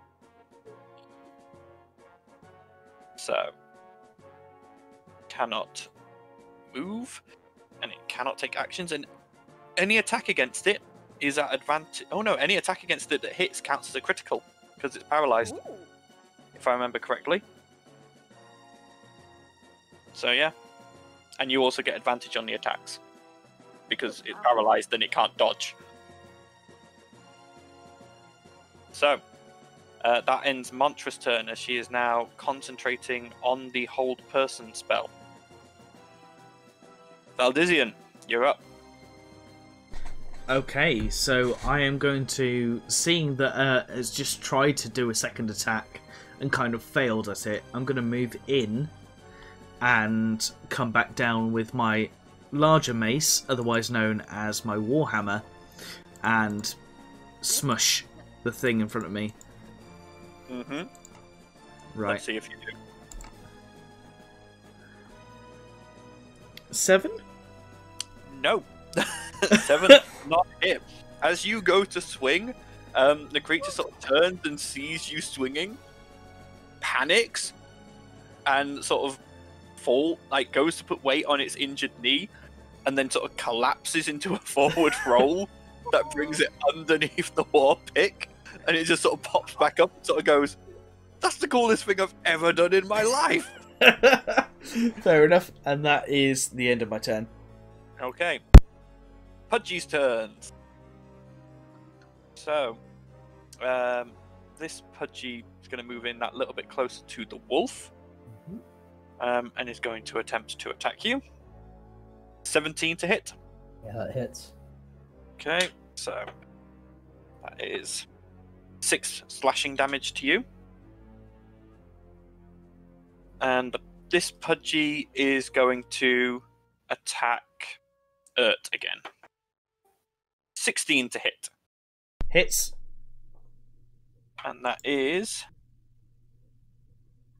5 slashing damage to Urt. Okay.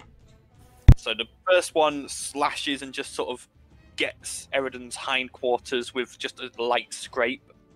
And the one against Urt just sort of swings around and sort of hits Urt in the side of the head with a wild haymaker, just leaving a couple of gashes across her scalp. So, it is now the Black Demon's turn. So the target, at the end of its turn, it gets to make another Wisdom save. That is a failure. So, it is still paralyzed. Eridan, it's your turn. There is a paralyzed... Right? Yep, with advantage, and it is an auto crit. 18. Yep, that hits, and that's an auto crit. So double your dice. So 9. 9, okay. That's still not terrible. Does it get to make a save when it's thrown to the floor? No, as it's paralyzed, it can't be moved from that position. The spell holds it in the position sure. it's in. So, takes that down to...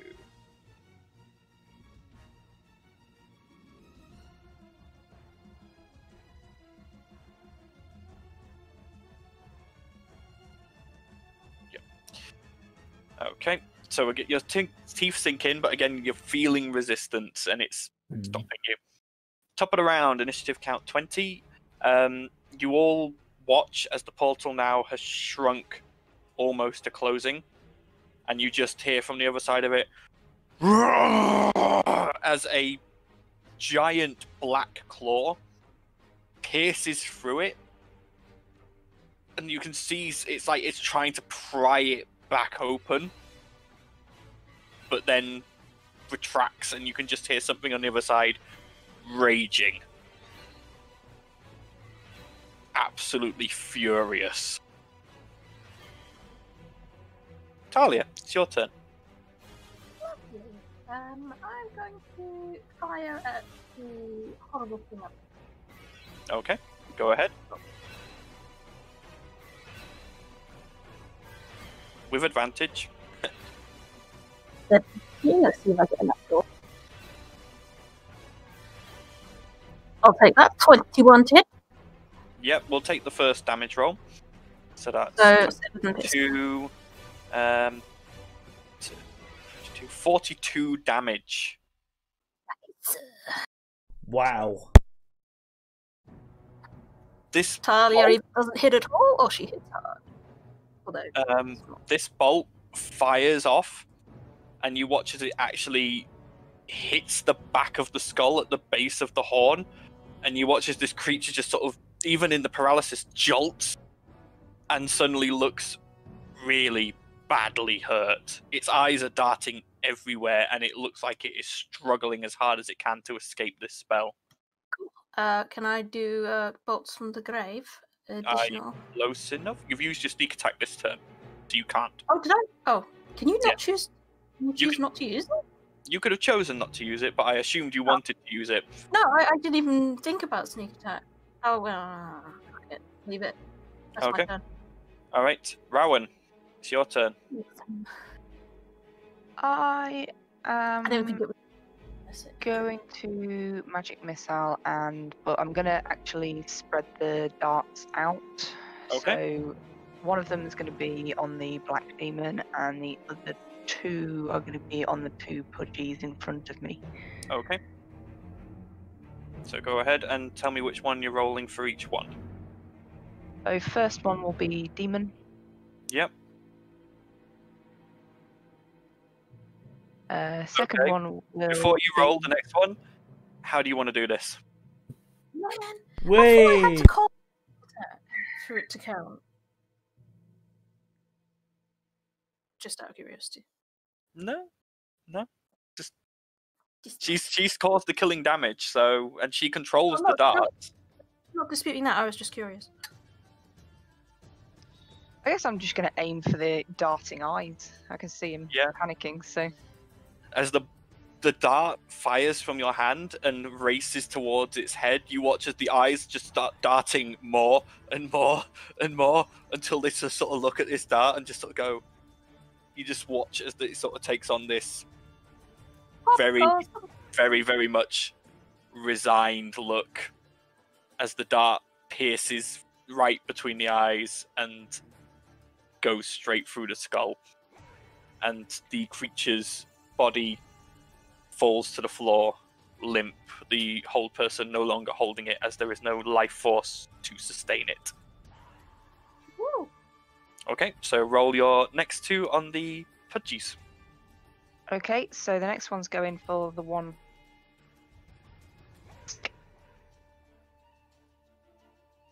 This one? Yeah. So the dart sort of lashes forward and slams through its chest, leaving a big chunk of flesh missing, but it's still standing. And then, obviously, my last one's on the last one. Yep.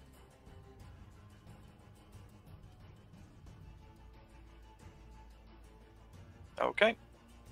This one so far had been completely unhurt, but this lances over and takes a chunk out of one of its shoulders. Okay, is that the end of your turn? That's it. Okay. Urt, it's now your turn. Kind of ashamed of her actions in the previous round, she's going to try and make up for it and continue with her mace attack on the pudgy right in front of her. Mm-hmm. So 13. That hits. And that... Don't make another attack. As she hits it, it hits the side of the neck and you just hear it, and the creature just starts to fall and then turns into a puff of smoke. Weirdly jumps up in kind of joy that she managed to take this guy down almost by herself. Or she feels like it was by herself, even though other people had contributed to the attack. Yeah. Okay. Is her doing anything else, or is that her turn done? I think she's gonna kind of move to there, but then call it her turn. Okay. So it's now Mantra's turn. Mantra is going to cast Acid Splash on this one here. So, dex saving throw for it, which it fails, so it takes exactly enough damage. You watch as the acid just sort of lands on its head and just eats away at it until it just again turns into a puff of smoke. Room must be a mess by now. It's now Valdizian's turn with one pudgy left. Valdizian is going to go up to the one pudgy and use his war pick. Okay. 19? Does hit. Are you wanting to channel any Divine Smite into this, or just leaving it at that? Not at the moment. D6 Radiant as well. He gets 1d6 Radiant. I think he's going to leave it at that, so I'm going to do the d6. 4. And call that there. So, again, your war pick slams into this thing's back, but you feel like you hit more flab than anything else, and though it's done damage, it still just sort of is stood there. Okay. So it is now its turn. It is currently feeling pretty well trapped, but it doesn't care. It spins around and it's going to attack you, Valdizian. Oh joy. That is a 20 to hit. Oh, it hits. That is 4 slashing damage. Okie doke. Okay. Top of the round, you all watch as now the portal just collapses and turns into a puddle of blood on the floor. Eridan, it's your turn. Spin round. Yep. Hit that one. It's off. So you will get advantage from pack neat. tactics, flanking, everything. Mhm. Yep, you hit. 20. Yeah. Again, you sink. Oh, there we go. You sink your jaws into the back of this thing's head and just crunch, and it just puff of smoke, and it collapses dead to the floor. As you all take a moment, just sort of let the adrenaline begin to filter out of your systems. It takes a moment to sort of fully sink in as to what exactly has just happened here. But you eventually sort of come out of combat readiness as nothing else appears to be coming to attack you. Phew. Well, that's that, I guess. I'm gonna have a real good look, just glance around the room and actually take in what the room looks like. Okay, so looking around the room, you can see it's fairly utilitarian, fairly basic and bland. There is the summoning circle on the floor. Obviously, there are splatters of blood most of the place entirely. There is a small pile of kobold, human, and various other race bodies in one corner, which were obviously the various sacrifices. Other than that, there appears to be a small desk in one of the corners. Other than that, the room appears completely empty. Well, I guess where the kobolds went. Yeah, I'm gonna actually go and look at the bodies in case there's any sign of them being the missing alchemist helpers. The alchemist did tell you that she was hiring kobolds, so... Oh, my bad. I'd forgotten that. Yeah, you get a very good feeling that these are likely the kobolds that were sent. Right. Okay. Oh. Can I take a closer look at the creature that was trying to get through the door and like see what he's got on him and what he is and whatnot? Actually, Valdizian were about to do the same thing. Yeah, the black demon is the only demonic corpse left, and even now you can see it is quickly decomposing and turning into what looks to be just a pile of blood. Ew, like... But it's not the quickest process. It's just beginning now. So do I need to roll anything? Or... What are you wanting to try and determine? Are you wanting to see if it has what it is? What it is? Roll me a religion check. Ooh. Okay, hang on. 8. Don't know. You can tell that this is some kind of demon or devil, but what type, you're not sure. Valdizian, what do you think this thing is? So, when Urt went up there, she wanted to see if the creature had anything on him, and Valdizian is going up there just to try and scoop a vial of the decomposing flesh into something, so that he could take it back to the Alchemist Guild and say, this is what just attacked us. Okay. So roll an investigation check for Urt. Yeah, 2 secs. Wish we had like a camera or something. We could take a picture of the circle.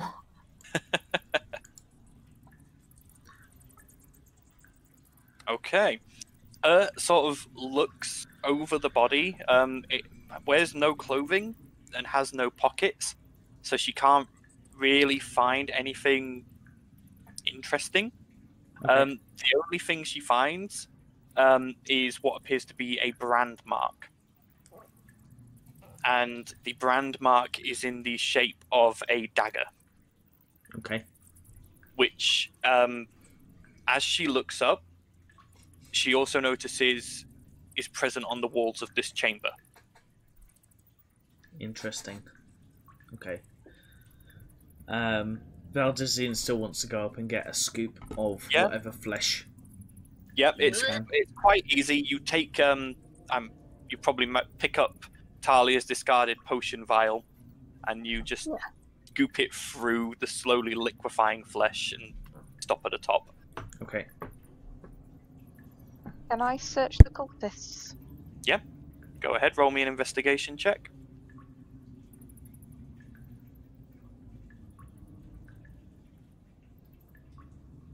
Okay, so they're both obviously dressed fully in black, both wearing this same completely blank white mask that you have seen before back in Moontide. Removing the masks, you see two very plain-looking humans. They could have been anyone you ran into on the street on the way here. Both brown hair, average height, average build. Nothing really special about them from what you can tell. Riffling through their clothing and pockets, you do find 20 gold pieces split between them. And you also find, upon them, again, you find what looks to be a brand mark on the left wrist in the same symbol of this dagger. Did you say there was a desk in the corner? There is a desk in one of the corners, yes. Could I go and investigate that? Yeah, go ahead and roll me an investigation check. 22. Nice. Okay, so riffling through the desk, you find another satchel containing 100 gold pieces. Nice. And you also find a number of documents. Reading through these documents, they appear to be orders from a higher power within the Faceless organization. This was obviously some form of minor outpost. Most of the orders are things along the lines of acquire sacrifices. There's a couple of assassination orders, a couple of sabotage orders. You can see there's been a few things where they've been ordered to investigate people of note. Do I recognize any of the names on the assassination list? On the assassination list, you do not. On the investigate people of note list, you do recognize the name of the Black Mother from the Raven's Roost. Oh.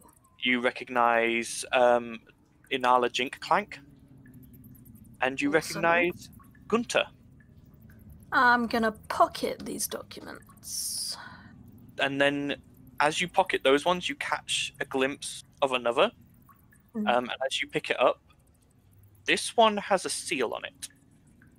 And it is a seal that you will have seen whilst walking around the town. This is the royal seal. Oh, okay. Can I break the seal and have a look? The seal is already broken. These orders have already been read. But opening them up, you read them, and they appear to be marginally coded. So like, names have been redacted in some places. But you get from what you can gather, it basically states he is getting restless. Make sure that we complete the task as quickly as possible, otherwise he may revoke his backing. I'm going to relay that all that information to the group.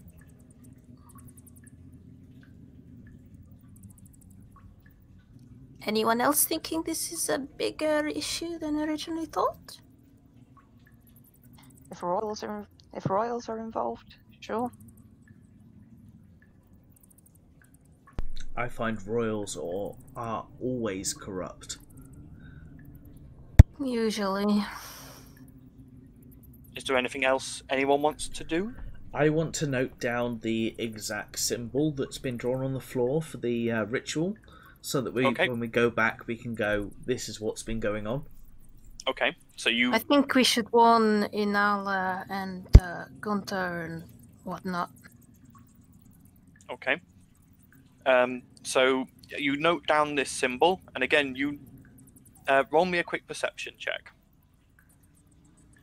Just to see how well, A, you recognize the symbol, and B, whether you notice this extra bit. 11? Okay, that's enough. You managed to get most of the symbol down. You think you've copied it properly, but you notice something, and it seems to be a recurring theme. In the very center, there is this symbol of a black dagger. Okay.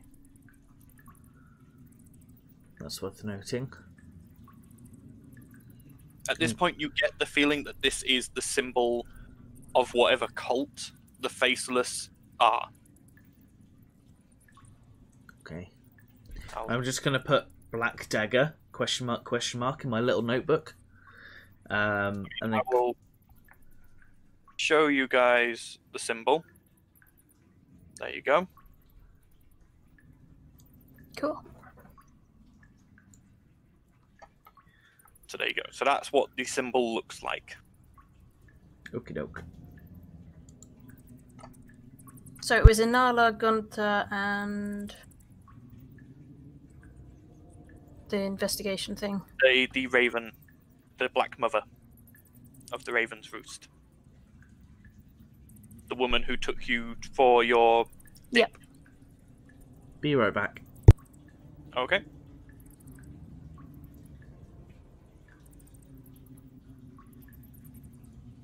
Is there anything else anyone wants to accomplish in here?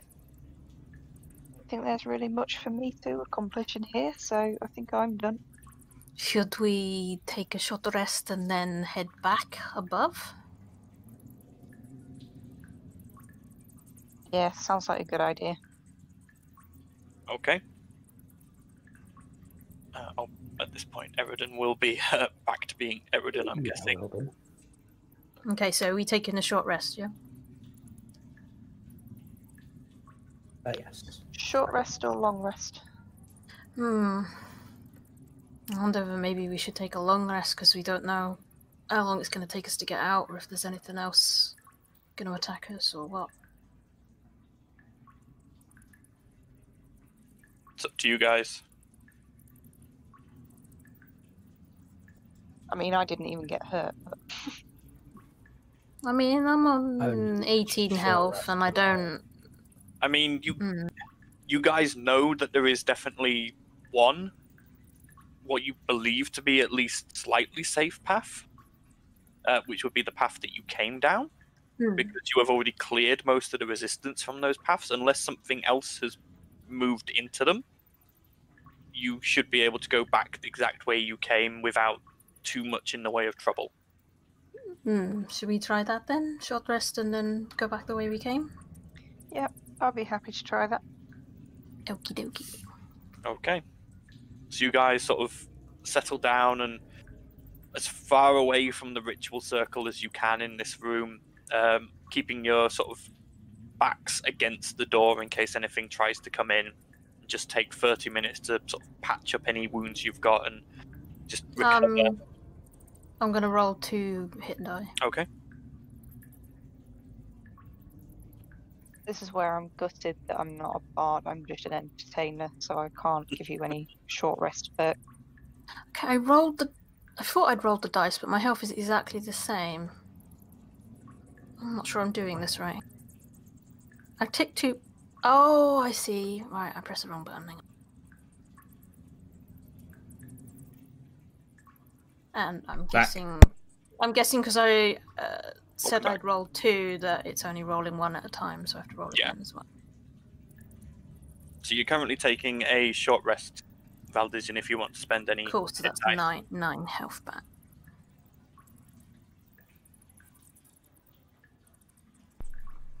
How do I spend Sweet, hit that's dice? enough.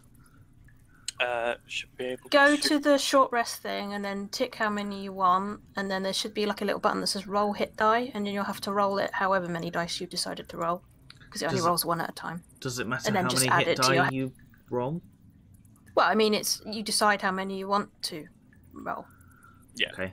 Do you What's want the to other- reserve any because you might need to take a short rest later, or do you want to roll them all? You know. Okay. I'll try and do that. Oh, wow, your hit dice better than mine. 1d10 plus 2. So it's 8. So 8. That's me sorted. Okay. Yeah, I'm good. All right. So, you guys collect up all your findings and stow them on your person. Are you going back the exact same way? Yeah. Or are you... Okay. So you retrace your steps back through the sewers and back to the sewage pipe that will let out into the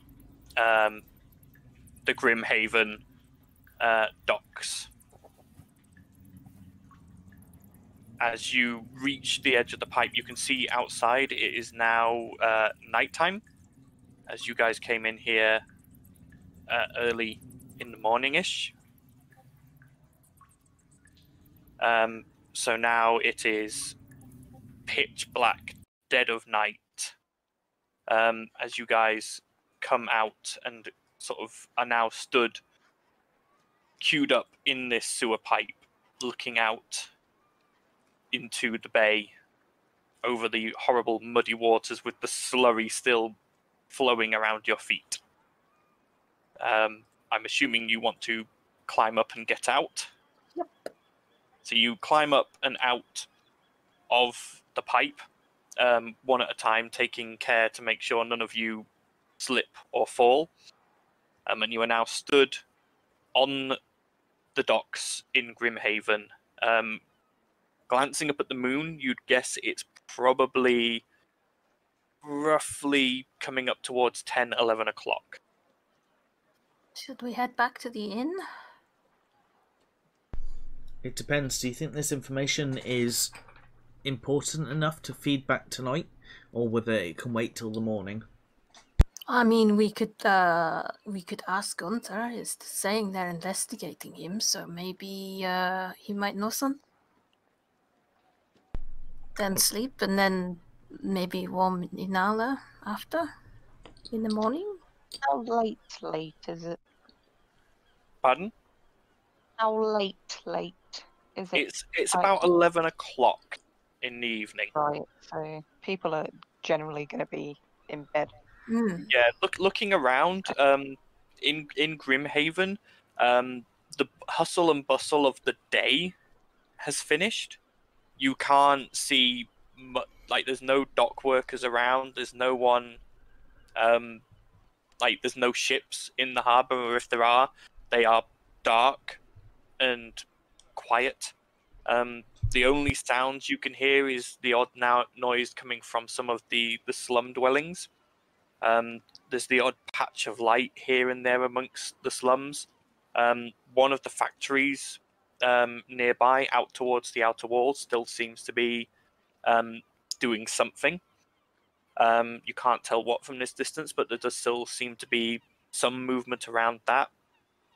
The only other sort of sound you can hear is what sounds like singing and carousing, probably coming from the tavern that you guys had walked past previously. Yeah, I vote. Let's go to the tavern. I mean, Inala wasn't on the assassination list. She was just on the list of people to Investigation watch. list. So we can probably survive until the morning without giving her the information. I hear singing. Let's go to the tavern. Aye. Okay. To the So tavern you guys- we go.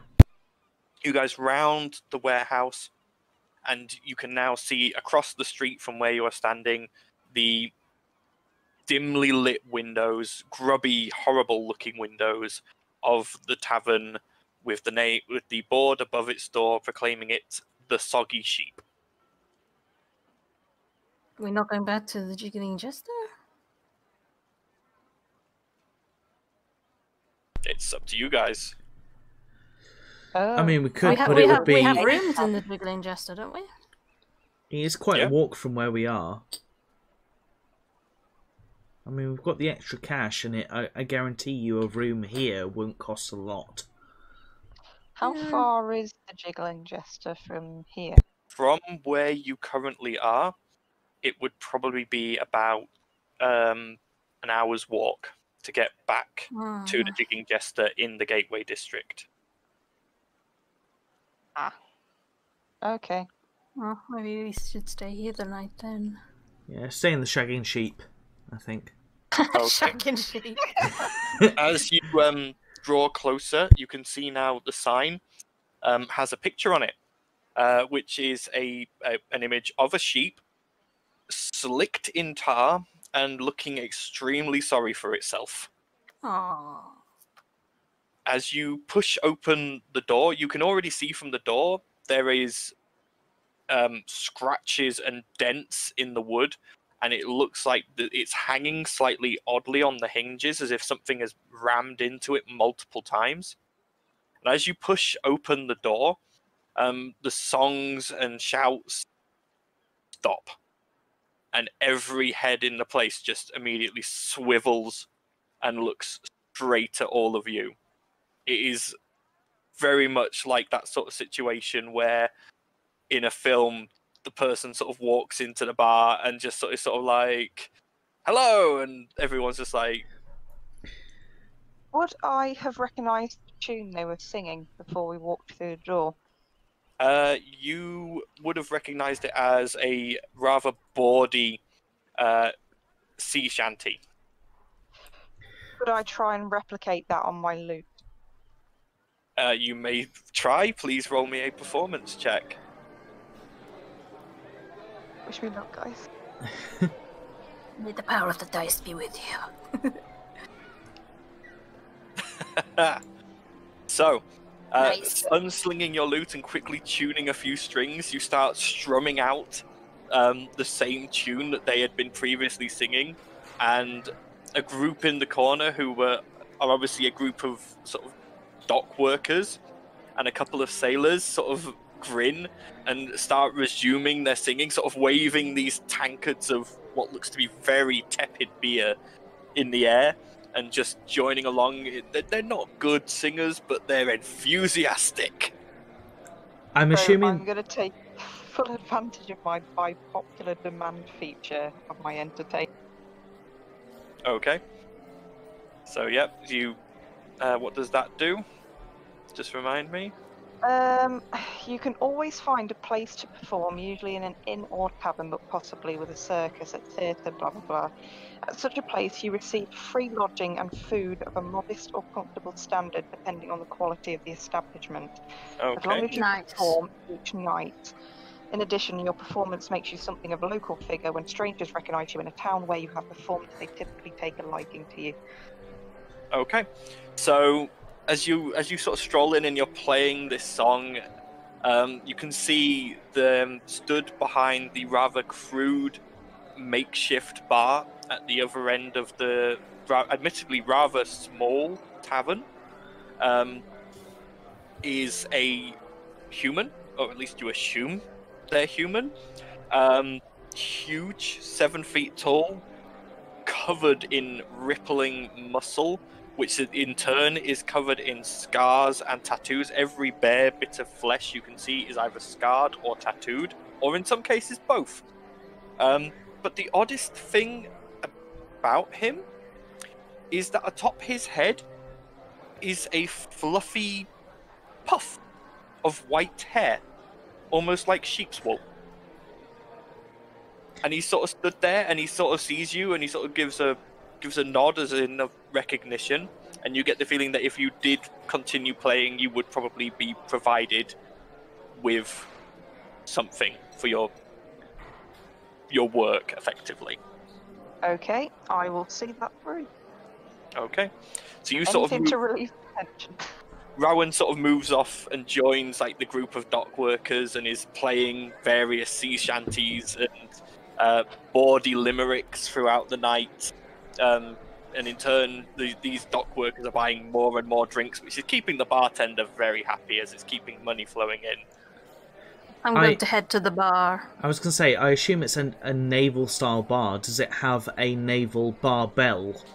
It's not naval as such. It's just this is one of the only taverns. It's the only tavern in Grimhaven. And does it have a bar bell? It does not. Ah, okay. Looking around, you suddenly notice there is no metal on display here. The mugs are wood, the utensils are wood, the tables and chairs are wood and are fastened together in such a way that they sort of slot together rather than are nailed together. And though there is this group of dock workers and sailors that Rowan is currently entertaining, the rest of the patrons here aren't as friendly.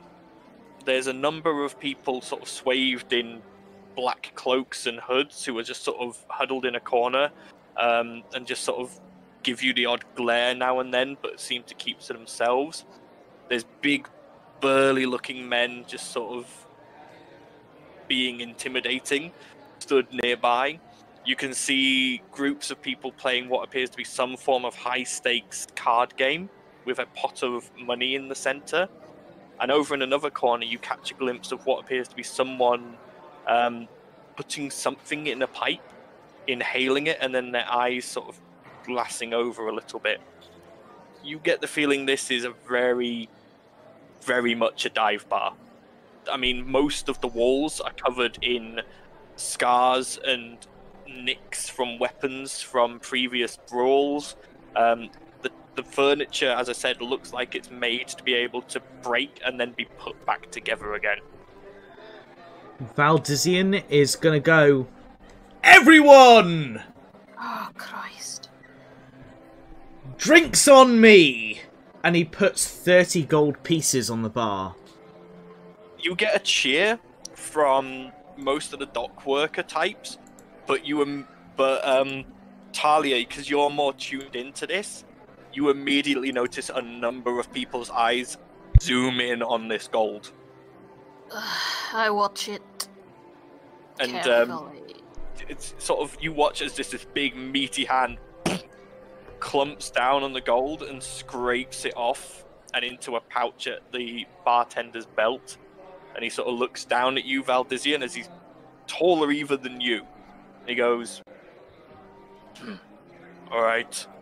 And he just turns around and he literally lifts a keg off of the stand it's on, bangs it on the bar, and goes, get here with your mugs, you lot.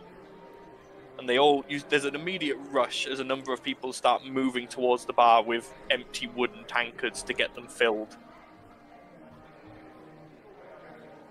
Can I just randomly talk in thieves' cant and say, watch it there with me?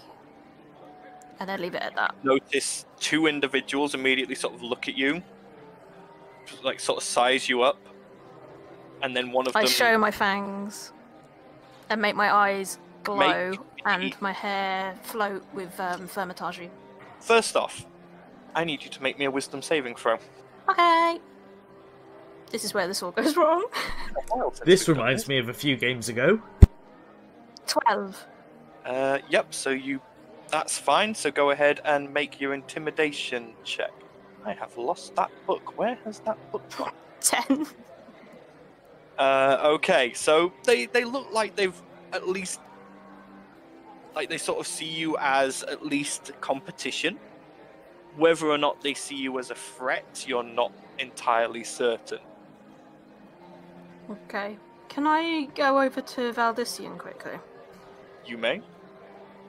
Valdizian, you're currently at the bar in the middle of this giant press of people pushing forward, trying to get their mugs underneath the now freely flowing beer that's just coming from this keg as the bartender has literally just pulled this keg out, slammed it on the bar, turned the spigot, and is just letting the beer spill out into mugs. And I try and like pull him away from that. Okay, so Valdizian, do you go with her? I kind of reluctantly go with her. Okay. Word of advice, friend. In areas like this, don't be flouting gold, because people like me will notice. I might not steal your gold, but they will. You have to be careful. I would have used silver, but I don't have any silver. Any type of money. The atmosphere when we came in here, they were not accepting of us. I figured buying Who cares drinks. what other people think? If we want to sleep here, we want to sleep here without risk. I figured buying people drinks would help. We shall see. Talia, at this point, could you make me a perception check, please? Oh, okay. 20. Okay. Not natural. You notice two things. You notice one of the two people you'd noticed earlier, it's slipping their hand towards Valdizian's money pouch. And you notice another one, the other one you noticed earlier, as he walks past you, he bumps you and slips a piece of paper into your hand. Okay, I'll take the bit of paper, and can I try and grab the guy who's trying to pickpocket Valdizian? Yeah, make a sleight of hand check. I'm betting on you here. 14. 14. Yep, you managed to just catch his hand as it's Can just I floating try around. and break a finger? Okay, make me a strength check. 14. Yeah, you immediately just sort of you've grabbed his hand in such a way that you flex a thumb and you just hear a snap. And you see his face pale under his hood, and he snatches his hand back. And I say in Thieves' Cant again, what did I just say? He sort of gives this sort of wordless snarl, clutches his hand to himself, and scurries off through the crowd and out the door. See, Valdizian, this is exactly what I was talking about. Right, can I read the note? Yep, it is written in Thieves' Cant, and the note reads, "Greetings, friend. Should you ever need help, go where the light shines and ask for the underground." Okay, I'll pocket that but say nothing. Okay. And then try and hail the bartender. At this point, he's the barrel has now run out, and he's sort of put it down behind the bar, and he sort of turns to you and goes, "What?" I'd like an ale and some room for me and my friends. Ale I can do. Don't have rooms. Know anywhere I can get some rooms? In Grimhaven, Almshouse. In rest of the city, another inn. Okay. How much for the ale? 2 bronze. Copper. Okie dokie. Here you go. He sort of takes it and he serves you the ale. It is heavily watered down. I'm gonna down it on one and then try and gather the group up. Okay. Everyone gather up with her, or is anyone doing anything else? I'm working. Mantra has pretty much been stuck to your side, by the way, Talia. She has not left your side. She's looking really concerned about this whole place. Val, there's no rooms. All inns have rooms. He just said there's no rooms. The only rooms are at the... what was it called again? He told you to go to the Almshouse. The Arms House has rooms, but this guy does not. You would remember, Valdizian, that Gunter had told you that the person who runs the Almshouse, Father Nicholas, is a member of the Church of Triferian. We could try the Almshouse. Try and get Rowan's attention and let her know. Does she want to come with us, or is she going to stay, make some money, and join us later? Well, if there's no rooms in here, there's not really much point in talking much longer. Okay. Shall we? So, yeah, I will finish the song and just shout to the customers, I'm afraid. No rooms, ladies and gents, so I bid you all farewell. Thank you for your Okay. So the sailors and dock workers all sort of shout out, "Oh no, come on, keep playing, keep playing!" But you manage to sort of extricate yourself. You have come out of this 2 gold richer, in mixed sort of copper and silver. Okay, I'll work that out in a second. Yep. Let's get out of here. Okay. So you all exit out of the Soggy Sheep, which is now back to its raucous general atmosphere of happiness and heavy drinking to forget their general humdrum lives in this rather slum part of the town. You are now stood out on the Grimhaven streets. What would you like to do? I might have forgotten to ask where the almshouse is. Anyone have any idea?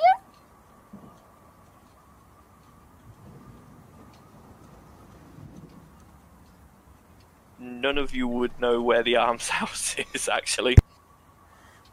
Is there anybody about outside, or is everyone asleep? Is there anyone on the street? Outside, there is no one that you can visibly see moving around. Even with dark vision? Even with dark vision, there is no one on the streets. There's not even any guards, which is odd. You notice that there are no guards patrolling at all. And the only activity you can see from where you currently are is at that factory further away from you, down near the actual wall. What should we do? Valdizian sticks his head back into the inn and goes, "A gold piece for anybody that can get us to the almshouse." One person goes, I'll do it, I'll do it, I'll do it, no, I'll do it, me, not me. And then suddenly you watch as this place that was previously happy and musical just evolves into a fist fight. Oh god. As they are now fighting each other to see who will guide you to the almshouse for the gold piece. Can I go in and try and grab somebody? As you go in, a small hand grabs your hand, your large-scaled hand, and just sort of tugs you back. There's barely any strength behind it, but it tugs. Okay. Can I use a perception check to see who it was? No perception check. As you turn and look, there is a small child dressed in muddy rags. Very thin, the arms thin, and the eyes slightly sunken. They're staring at the gold piece, and they go, I know, mister. I can take you. If you can get us to the almshouse, this gold piece is yours. And you can have some of my rations, if I saw that. Thank you, miss. Follow me. And he quickly scuttles off and down into one of the dark alleys alongside the Soggy Sheep. Let's follow him. Okay. I'm going to follow, but I'm going to keep a tight hold of my my mace, just in case. Okay. As you walk through these winding alleys through the slums, you can tell that without this guide, you would be lost in a matter of moments. There is no pattern to how these passageways move. Sometimes you're moving in a wide enough alley that you can sort of travel 2-3 abreast. Sometimes it's so thin that Valdizin, you're having to go down it on sideways, otherwise you wouldn't be able to fit. This place is just a rat warren, and everywhere you look there are buildings in disrepair. The ground is just mud and waste. You can see piles of broken wood and in some areas what looks to be thrown out offal from food just going bad. Occasionally you hear the bark of a rabid dog as it tears around a corner chasing a rat. Eventually though, the boy leads you to the only brick structure in the whole of the slums, and compared to the rest of the slums it actually looks fairly new. It actually looks pretty good. There's very little in the way of graffiti. There's a nice picket fence around it which hasn't been broken. There's some nice gardens inside, a veg patch and a couple of other bits and pieces here and there. But again, it looks pretty nice. It looks like a pretty classic brick sort of town hall. The boy sort of points at it and goes, "Here, this is the almshouse." Can someone go and check this is the almshouse? At this point, the door opens, and you see an elderly man, an older human, easily in his late 70s, standing about 5'5", completely bald, with a long, flowing, wispy white beard. He's sort of hunched over and has got a cane in front of him. And he sort of peers down, holding up a lantern, and goes, "Yes? Can I help you?" Is this the almshouse? It is. And I'm gonna kind of gesture for the other guys to go towards this old man, whilst I stay with the child. Do you want to stay? Yes, please. Very well, come in. We've got a couple of pallets left. And he opens the door wider and allows you all to enter. I'm gonna kneel down in front of the child and go, "Tell me about yourself, boy." My name's Timothy. I'm 10. And looking at him, he actually looks like he's 6. But whether that's because of the malnutrition or whether he's lying, you're not sure. Okay. And parents, family? Dad's a sailor. He's away a lot. I don't know where Mum went. Okay, and how are you supporting yourself? How are you keeping going through this world? I clean the guards' boots sometimes. The nice ones will give me a silver. The nasty ones give me the boot. I just kind of sigh and go, "If I'm going to give you some money, you need to make sure that you're going to put yourself in a better place. Don't allow yourself to be taken advantage of. Don't be hit by guards. Don't be kicked by guards. Try and find your way out, whether it's for your family, whether it's with you. Just try and get out of this area if you can." And I'm going to hand him 30 gold. He sort of takes it and goes, okay. And I hand him a ration as well. He takes that and he starts stuffing the gold in various, hidden places around his body. You can tell he doesn't want to keep it all in one place. If you want to know why I have given you this much money, or if you get to a point where... At this point, he rather sheepishly pulls out from behind his back your money pouch and hands it back to you. As you were though you had that 30 gold ready to give him, he had swiped your money pouch. Okay. And he feels bad about it. I Also, maybe don't pickpocket people, because you don't know whether they're going to help you or not. Okay. I'm sorry. Gods, there are many gods in this world, and many gods forgive, and many gods don't forgive. I am a follower of a god known as Tritherion. If you get to somewhere where you feel that you need to get away from your family, or you feel that things take over you and you need an escape, come find me, and we will find a way through this together. Tritherion be with you. And I'm just going to continue to hand him with 2 hands the 30 gold that I was originally giving him. Okay. I'm going to kind of pat him on the head and send him on his way, sort of thing. Now, about those rooms...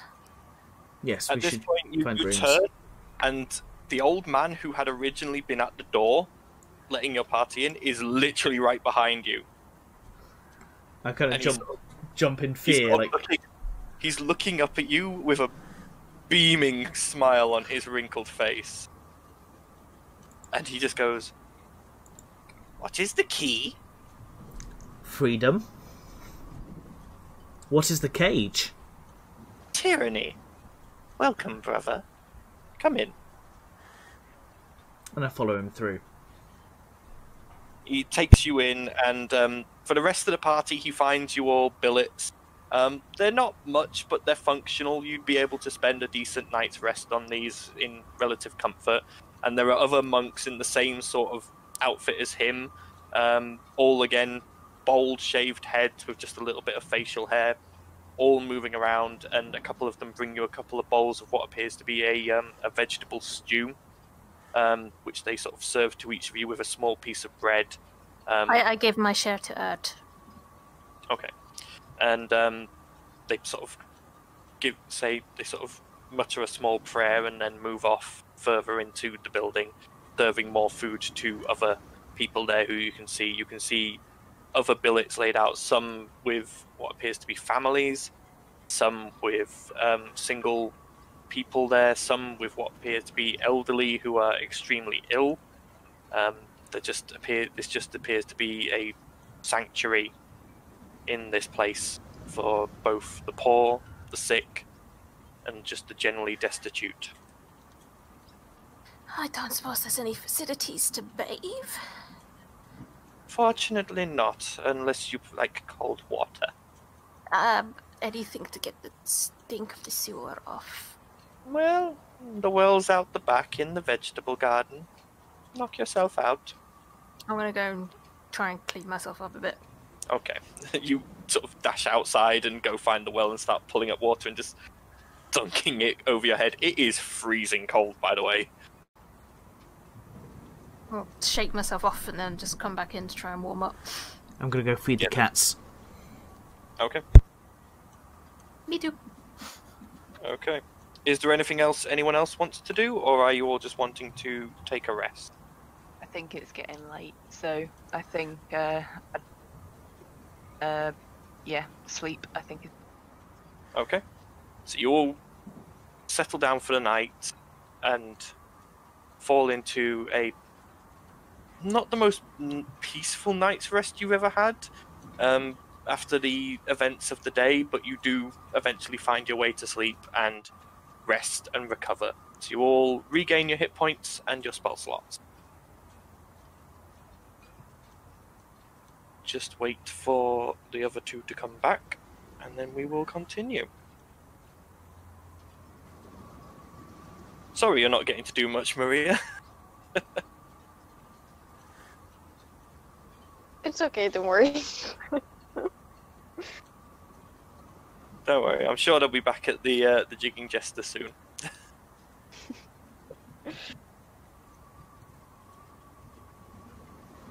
Okay.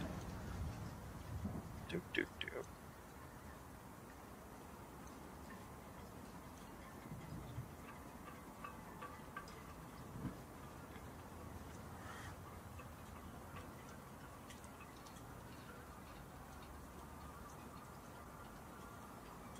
Give them a couple more seconds, and then if they aren't back by then, I'll just continue on anyway.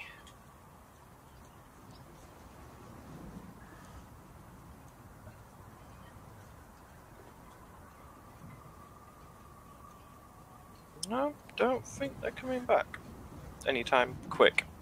So we'll continue on. So the morning dawns, bright and early. You all awaken as the monks start moving around. They look to be preparing a simple breakfast. You guys can partake if you want, or obviously you can leave and continue on your way. That's entirely up to you. The elderly monk from the evening before sort of shuffles up to you and goes, "If you ever need any help, you're welcome here at the almshouse." Okay, back. Welcome back. So we've reached morning now. You guys have all taken a long rest. Back. Cool. So you guys have all taken a long rest, and you're now just been woken in the morning, and Father Nicholas has just come and informed you that you're all welcome at the almshouse anytime should you need it. Cool. That's jolly nice of him. Thank you very much. He sort of turns to you and goes, "Keep up the good work, brother. Don't worry, I'll look after the ones here." And I'll bow my head, kind of, in respect of knowing what he's hinting. He sort of bows his head back and just looks back up with, again, the big elderly monk smile on his face. He sort of takes you and ushers you all back to the front door, and you can now look out, and again, it is now early morning, but again, the docks are now a bustle and thrive of action and movement as ships are starting to come in with the raw materials for the day's work.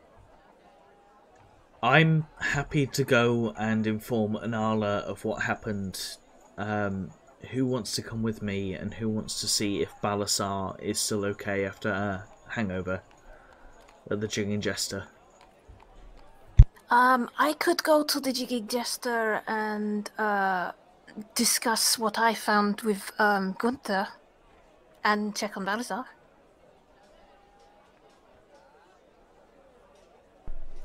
That could Okay. work. What about the rest of you? Who's going with who?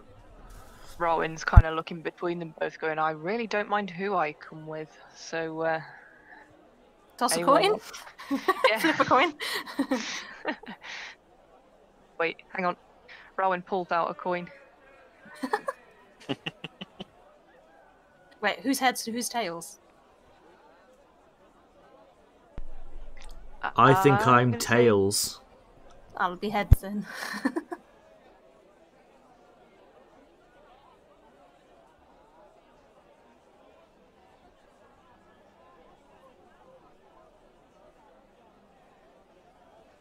I really ought to have allocated a number.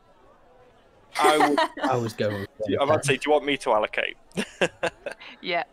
Well, normally So, roll- evens is like even numbers, and Funny that. sorry, So I would- heads is I would- evens and tails is odds. Yeah, so we'll say that that's a tail. Guess you're coming with me then, Cool. Rowan. Anyone else want to Okay. come with me? Mantra sort of goes, I'll come with you, Talia. Okay. What about you, Erdan? I'll head back to the Jigging Jester with the rest of them. Okay, so it's me, Ert, and Rowan going to Inala. Okay. So you all travel together back through the confusing honeycomb of the slums. It takes you a while, probably about a good 40 minutes, but eventually you sort of pierce through these confusing, twisting alleyways back out onto the main street that you recognize as, if you turned left, you can see the guard houses ahead with the gate leading back through to the Gateway District. You all travel along this and eventually reach the gate, where the 12 guards, 6 on either side, sort of give you all a look sort of up and down. A couple of them sniff disdainfully. Hey, I cleaned myself. They still sniff disdainfully. And you watch as a what looks to be an elderly man in rather ragged clothes sort of wanders up drunkenly and looks to be trying to go through, and one of the guards just moves in his way and just sort of shoves him back and goes, "Go on, get. Not allowed in." As the rest of you, the other guards aren't stopping you guys, but they are watching you closely. We'll just act natural and carry on through. Okay. So you carry on through the gates, back into the Gateway District itself. At this point, Valdizian, Rowan, and Ert, you split off and head right through some of the residential houses and into the Guildhall. Talia, Eridan, and Mantra, you start heading further up along the road towards the west, heading back towards the Jigging Jester. So we will handle Valdizian group first, as it's much quicker to get to the Guildhall. Yep. So you go in and into the strange concoction of buildings that the Guildhall is. All these single buildings, all joined by sort of verandaed walkways, each building with its own individual sign above the door indicating which profession it belongs to. Winding your way through them and through the artsy courtyards in between some of the ones nearer the front and some of the more plain parks in the middle ones, you eventually reach right at the back corner the rather decrepit, soot-blackened exterior of the Alchemist's Guild. En route to this location, Valdizian is going to try and make small talk with Rawin. Okay. And just talk about all sorts of things, random things, just all over the place, including Rawin's music, and potentially come across that he's trying to flirt with Rawin. You traitor! Because he hasn't had a lot of interaction with Rawin, so he's just asking questions, he's commenting on her music and things like that along the route. Okay. How does Rawin take this? So, you very quickly realise that Rawin's actually not as socialite as she makes herself out to be. So she's almost somebody who kind of pretends to be confident and she's not. So she's quite secretive. And the other thing is, because she's a performer, she's quite used to people kind of hitting on her, and it's just like second nature to her. So Valdizian isn't trying to hit on her, it's a case of he is socially... she's used to, yeah, so she kind of takes it as that anyway, but just shrugs it off. Okay. But, yeah, she sort of explains that her parents were musicians as well, and taught her to play. But she kind of got bored very quickly in her village that she used to live, and just wanted to explore the world a little bit more. I understand that. Okay.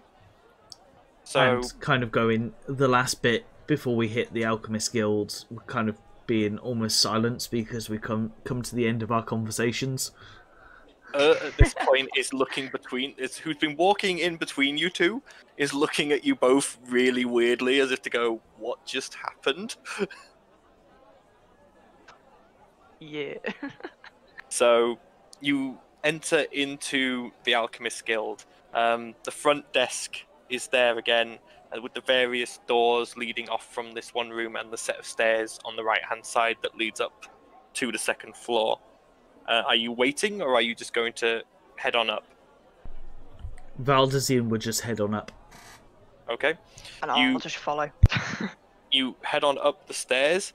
You hear from down below a door open and someone go, "Hello? Anyone there?"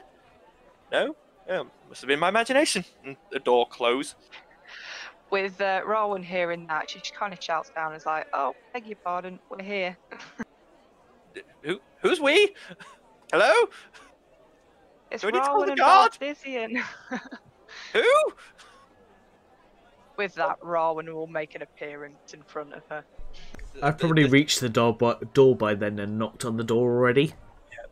At this point, Rowan, you see the woman who had previously indicated to you all before where to go to meet the guild master, and she goes, "Oh, it's just you. Go on, off you go. Remember to knock first." And she closes the door to her, what must be sort of her private study again. Valdizian, as you knock on the door, you hear and a sort of stomping sound, and then the door opens, and Inala is stood there. Her hair, no longer blasted back, is now flat against her head, but is still sort of very frizzy and white, pure white. And she's looking up at you she's got the goggles on, but some of the lenses are down, and one eye appears almost bug-like, and one is minuscule as she stares up at you. Yes, what do you want? I'm in the middle of something. You sent us to find out what was going on in the sewers? Did I? Oh, yes, the adventurers. Oh, come in. Wasn't there more of you before? Did something kill you? Some of our group has retreated to an inn to try and find out what's going on with our other members. Oh, that's a bit more boring than some of you dying, but never mind. Come in. Well, some of us nearly died. She sort of brings you in and quickly scuttles around, finds a couple of stools, and you can see on the workbench in the middle, there's a large amount of alchemical equipment sort of set up, and there is currently like multicolored liquids moving in and around everything, and it's all a bit higgledy-piggledy and a bit odd. You can't really follow what exactly is happening, but you get a sense that she's in the middle of something pretty complicated, which she's paused to talk to you about. If you remember in like a typical film when you walk into a lab, if you can picture Rowan just looking through each glass, and every time she looks through a glass, it's like she produces a different face through all the different shaped bottles. Yep. Okay. So Inala sort of she sort of scuttles around and just seems to check a few things and goes, yes, okay. Looks like we're in a holding pattern. Don't take too long, otherwise some of these compounds are a little volatile. So, how did it go? So, you sent us to find out what was going on in the sewers. Oh yes, did you meet the kobolds? The kobolds were dead. Oh, all of them? That's not good. The ones we came across. Were you aware there were faceless in the sewers? Face what? A cult that were doing rituals and trying to summon something unspeakable below in the sewers. Oh. No. Did not notice. That's a bit worrying. So, we came across a ritual room that there was the bodies, or rather the remains, I shouldn't say bodies because there weren't bodies there, of the kobold that summoned forth a black demon and a summoning circle of some sort. Ooh.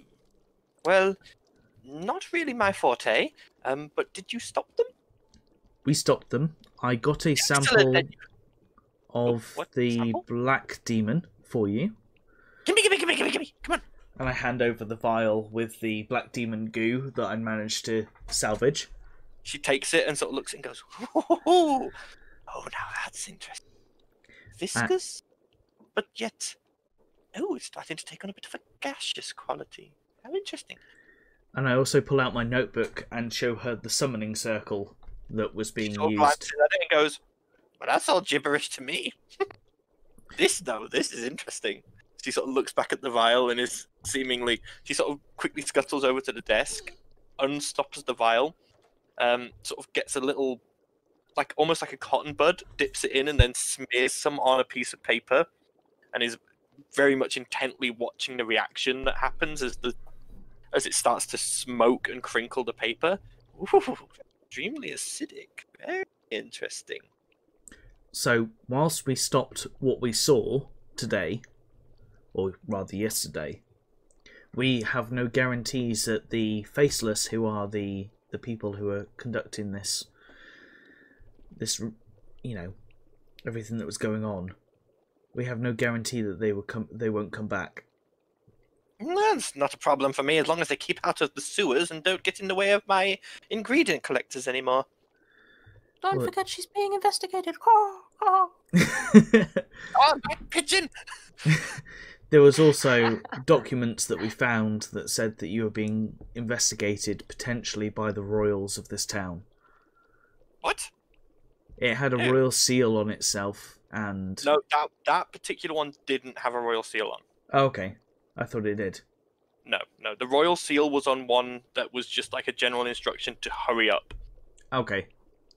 So there is a force that is investigating you amongst a number of other individuals in the town. Oh. Well, that's not good. Do you know why they might be investigating you? Why might they be investigating me? Why do you think? I'm the guildmaster of the Apothecary Guild. I'm the head alchemist. If they need a potion making, who are they going to go to? Huh? Is it just simple potions, or are you meddling in something you potentially shouldn't be meddling in? My dear, I meddle in everything. But still, no, they're probably just interested just in case I'm a potential convert or something. Every good organization needs a steady supply of potions, don't they? The guards take health potions from us. The army takes health potions from us. Augmentation potions, speed potions, haste potions. We get orders for all sorts. I'm sure if they could get more, they'd have more of everything, wouldn't they? And then if a cult wants something for a demon summoning ritual, where are they going to go? Here. That is very true. Now, we have completed the mission you sent us on. Ah, yes. How much did we agree on again? ask for more. Damn that pigeon! She sort of scurries over to the window, throws it open, and you watch as she pulls out what looks like small black pellets, and she starts flicking them out the window at various pigeons, and you watch as these pellets just go and the pigeons fly away. My awareness of money and my knowledge of gold and silver and everything is very, very poor. I think it was something along the lines of 400 per part of our party, half initially and then half once we completed. Sure, Yeah, 500. Yeah, 500. Yes.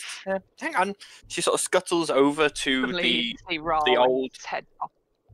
old safe from before, and again does the dial quicker than any of you can see.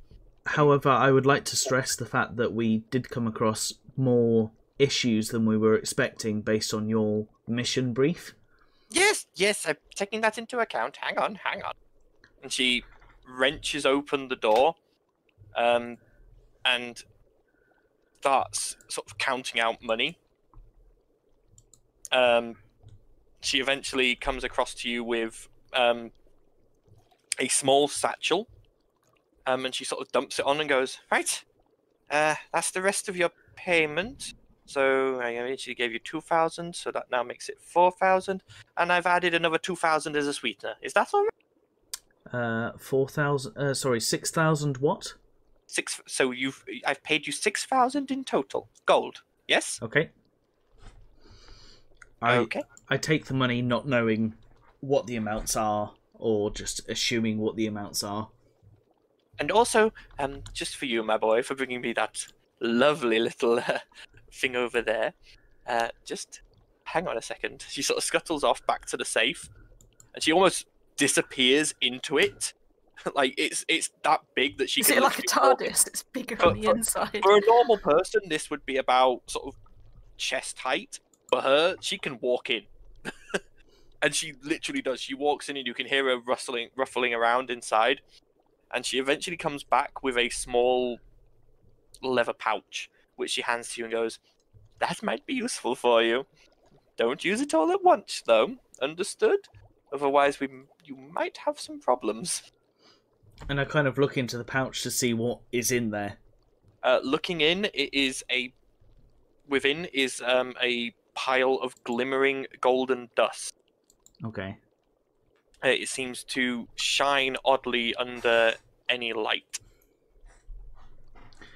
And I thank you very much. You can ask her what it does if you want, or you can just... I probably would, actually. I'd look at it and go, what is this? Oh, I thought you were adventurers. I thought you'd recognize it. It's dust of revealing, dear. You can sprinkle it, and if there's a magical trap or anything invisible, it sticks to it. Okay. So say there was an invisible glyph carved on a wall that would activate a trap. If you scatter this, it will be attracted to that glyph and show you the shape of the glyph. Or if there's an invisible creature, it sticks to them. Makes them easier to see. Well, I thank you very much. I will try and put this to good use. Do you have anything more that you want us adventurers to do whilst we're in town? Not at the moment. Oh, I've started sending some potions to that Wilma's shop. She came to me after you left and asked whether I could start stocking some for her. I've cut her a fairly good deal. I thank you very much. And I Not kind a of problem. bow.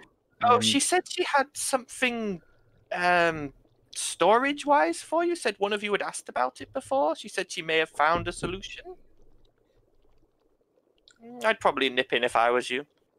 It's not something I asked about, but I will certainly go back and find out what she's on about. Oh well, don't let me detain you. I've got experiments to do. She quickly rushes over and turns the heat down under one of the things which you now see had been violently bubbling. And I bow and go, if you have use for us in the future, we are at the Jigging Jester. Yes, I know it. Now, go, quick, before this potentially explodes. Yeah. Rowan's looking at the vial that's bubbling and bubbling harder and harder every second, and she turns around to Valdisi and goes, we need to make a very, very quick exit. Okay, we exit the room and quickly shut the door behind us as we go down the stairs. Yep. As you shut the door, you just hear, no. Damn it! And you just see smoke wafting under the door. And I'm going to head towards Wilma's. I don't know if Rawin's going to join me. Okay, so we'll split off from you guys at the moment. We're now back to She's got Talia. nothing better. We'll go to Talia, Eridan, and Mantra.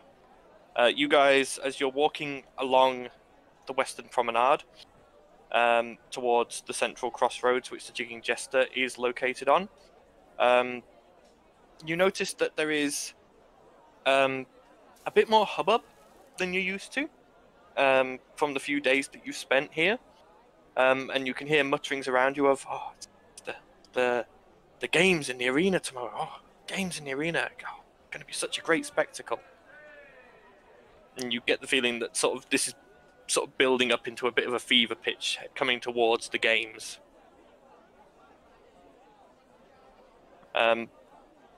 Moving along, you can see a lot of people dashing into the area where you travelled through previously towards Wilma's, and heading towards another shop there which you'd passed before, which was named Candied Cantrips, and you see a lot of people sort of flocking towards that.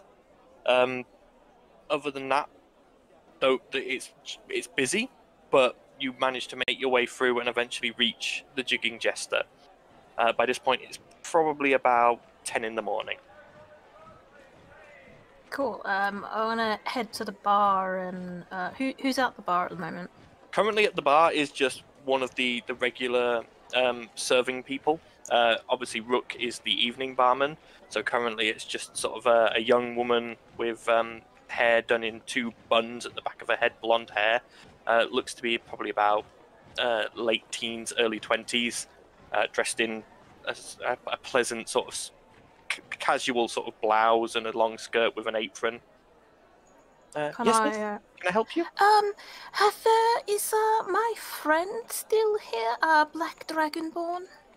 Yes, can't really miss them. Over in the corner there, and Balasar, you are currently sat in one of the corner booths, staring into a mug of ale, feeling left out because all your friends have left you.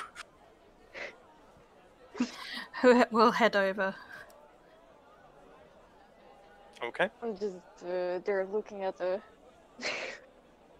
the corner, a bit depressed, say. Hail, Balasar! Long time no see. How's your head? I'm fine now. Fine. Been better though. How are you guys? Well, we went on a job. We went into the sewers. We got really dirty. Stopped a crazy ritual thing. Yeah. Val has some gold for you. Oh, I think he just went to get the rest of the money.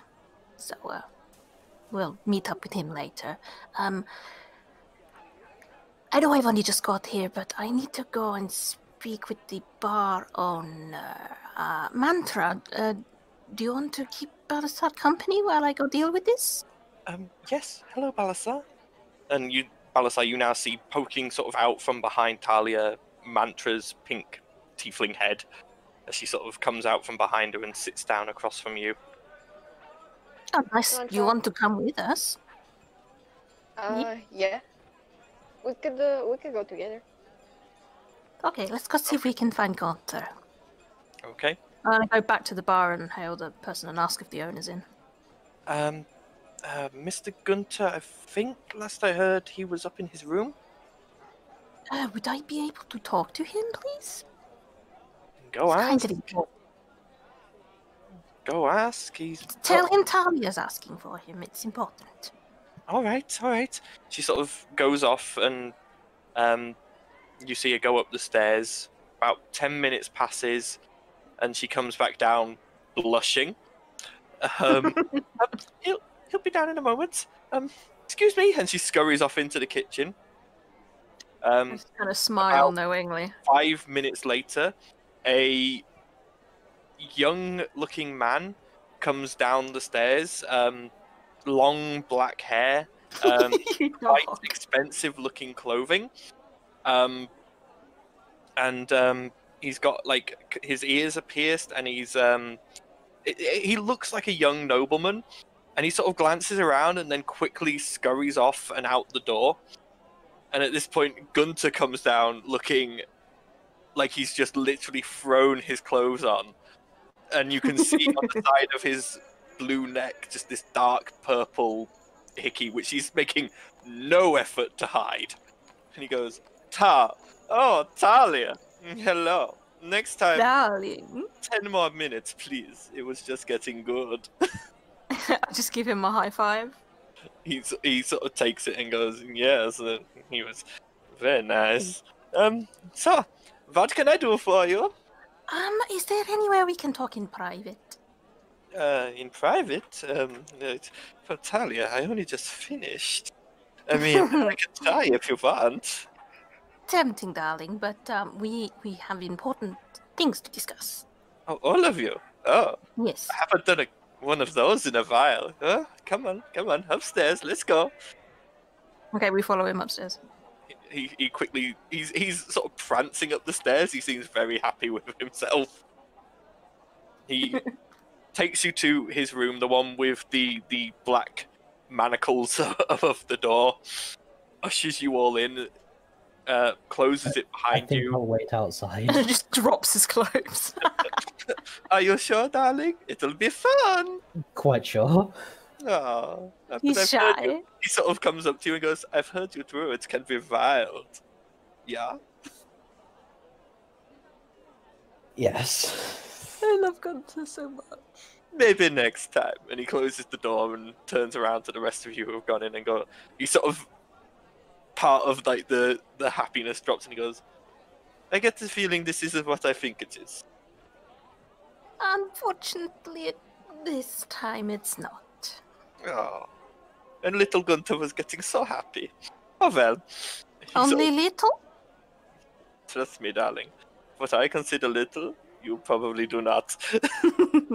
He sort of flounces over to an armchair next to the fire and flops into it and goes, well, what is it? Well, you see, we went on a mission for Inala. Do you know her? Oh, yes, He she's a does bit the Alchemist crazy. Guild? Very crazy. She's very very, crazy. very crazy. Anyway, we went into the sewers in Oh, Grimhaven. Talia, It was awful. Oh, I Just bet. awful. I do... Anyway, we were looking for some kobolds that she was using to like get ingredients and stuff, and they weren't coming back. Yeah. And we basically interrupted some kind of creepy demonic ritual thing, and there were faceless ones there. Suddenly, his face goes from slightly happy joking to dead serious. Like literally, you've never seen Gunter this serious. I did say it was serious. You didn't say it was this serious. Well, now you know. He sort of leans forward and goes, continue. There was some weird circle on the floor, and then there was blood everywhere, and this thing came through it, some big black demonic thingy. I don't know what it was. Anyway, Can you describe it? It was kind of a chitinous black humanoid-y looking thing, spoke in some language I've never heard of. A babao. Interesting. Assumedly.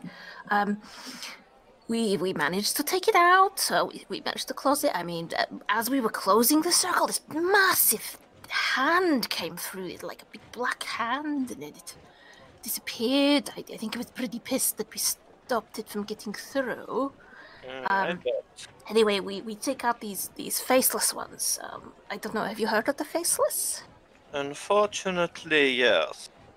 Yeah. Well, we killed them as well.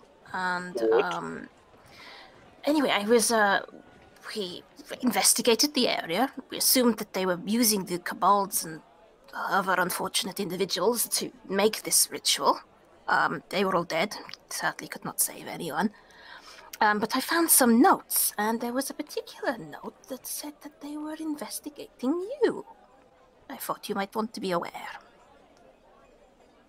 Do you offer him the note? I hand it to him, yes. He takes it and looks at it and goes, so they're onto me already. But not too deeply. That is good. I can work with this.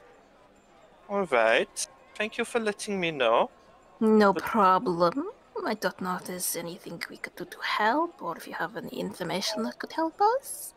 Don't worry. And at this point, you watch as this room, though it's sunlight outside, is actually fairly dim, and there's a lot of shadows, and he's actually sat in one, and you watch as he sinks into it, and then steps out of your shadow, and he's just got an arm draped around your shoulder, and goes, I have my ways. Oh, that's a naughty trick. Indeed. Don't suppose you could teach me that? Depends on how long you're willing to put in the work for that. I'll put it into consideration. Yeah, very well. Was there anything else you found? Anything interesting? There was a letter with a royal seal on it. Beg your pardon? Asking them a royal seal. The royal... Would you like to see? I show him the note. He takes it and sort of quickly reads it and goes, oh, that's not good. Usually isn't when the royals are involved. He quickly rolls it up and stashes it inside his shirt and goes, give me a couple of hours. Go around the town, act normal, don't do anything stupid. Understood? Mm-hmm. Then all of you gather back here, and I will possibly have a meeting for you. This needs to be taken to the proper people. Don't talk to any guards. Understood? I never talk to guards. We'll make sure none of you talk to guards about this.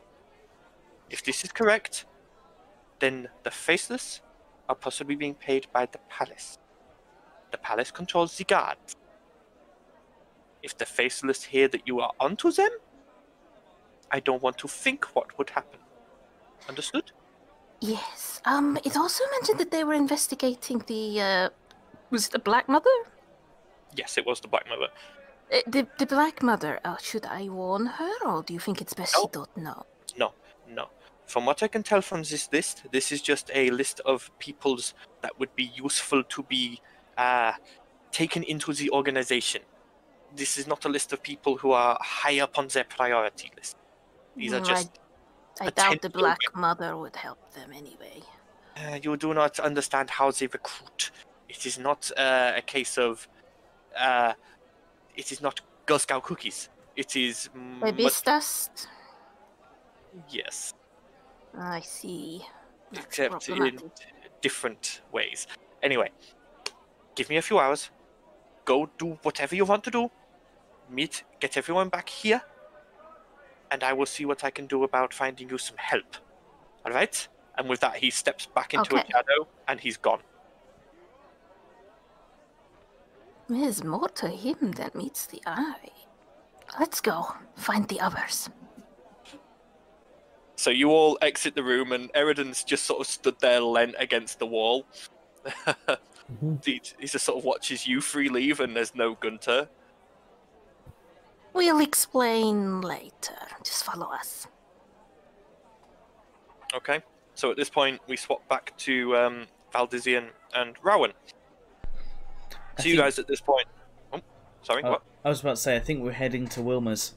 Yes, you guys have now left the guild hall, and you are back on the street that you could then travel up, either travel up or pass through the residential houses on the other side to reach Wilma's.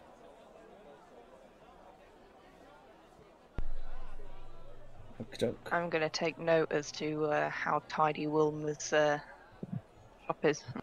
Okay, so you guys are just heading straight to Wilma's. You don't want to take any detours or anything? We may go somewhere after Wilma's, but I think we're going straight to Wilma's. Okay. Yeah. So you guys head through the shops on the other side, passing through them without too much in the way of any trouble, and eventually you come to the front of the not familiar as such, but you've been here once or twice before now, of Wilma's Wondrous Wares, and you can see, Rowan, that the shop looks cleaner. There is definitely no dust. Some of the displays have been moved around, and now actually in the window there is actually a small collection of red glass vials that appear to be filled with a red liquid. Okay, we shall go in. Okay. As you enter, the bell that had previously fallen off has been repaired and gives a slight jingle. And you see Wilma sat behind the desk, currently sat with a large book in front of her, closed, which she appears to be looking at through a spyglass, like a little eyeglass, and she looks up and goes, "Oh, hello. Welcome back.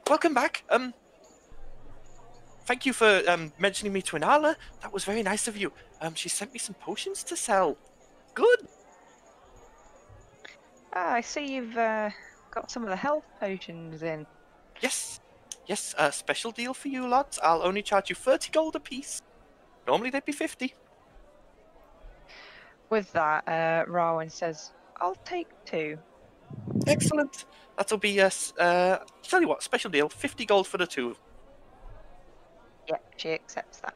And I'm going to turn to Rowan and go, "Would you like any of the gold we just got?" Rowan already had 250 from when she originally got gold from Inala, but she can have extra if she wants it. That's what I was thinking. I've actually finally got gold. Well, we just got given 6,000 gold. Wilma hearing this goes, "Say what?" For 6 of us to do a mission. Magic items for sale. Yes. No. Come on, please. And at which point I'm going to hand Rowan 1,000 gold. Yeah, Rowan's just like, wow. Wilma's jaw is just sort of on the desk at the amount of money that has just passed. Rowan's gonna look at her gold, look up at Wilma and go, "How many health potions exactly do you have?" Not as many as that'll buy. I've still got that ring, if you're interested. Remind me of the ring. When you were here previously, you had found a ring that reacted to your sorceress magic. It was a ring of sorcery that would allow you to store magic in it, and then draw it out when you needed it. Okay, yeah, I'll take all the health potions in the ring. Okay, so that'll be plus the 2 you've already taken. That's 10 standard healing potions, and the ring. I'll cut you a deal on all of those, and we'll say 500 gold. He hands over 500 gold. Oh my goodness, my first proper sale. She quickly scurries that away, and quickly scurries to the shelf where you can now see the ring quite clearly. It's no longer hidden behind potion bottles, and she runs it back to you and hands it to you. That has now been added to your journal, Rowan. It has? Okay. Yep. So you now have a ring of sorcery. So once you wear and attune to this ring, you can take time during a long rest to store sorcery points within the ring. The ring can hold up to 5 sorcery points at a time, no more. As a bonus action during combat, you can draw 1 sorcery point out of the ring and back into your central reserve.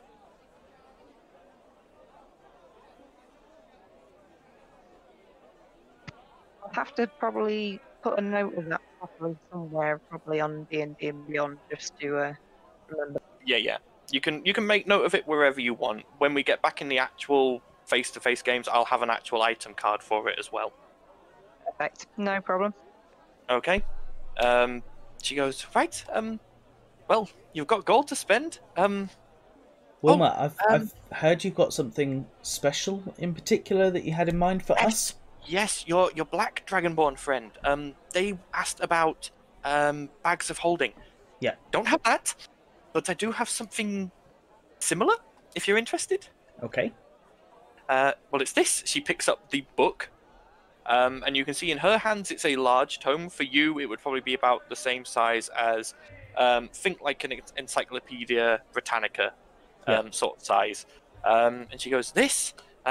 it was an early project of mine at the college, but it's quite clever. This is a book of holding, if you're interested. Watch. She quickly presses her finger onto the clasp, mutters a word, and the clasp unlocks. She opens it, and then she picks up one of the health potions Rowan has just bought. And you can see all the pages in this are currently blank. She presses the health potion onto the page, and it sinks in.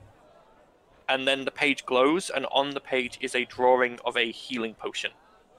She then places her hand on the page, and you watch as the healing potion comes back out into her hand.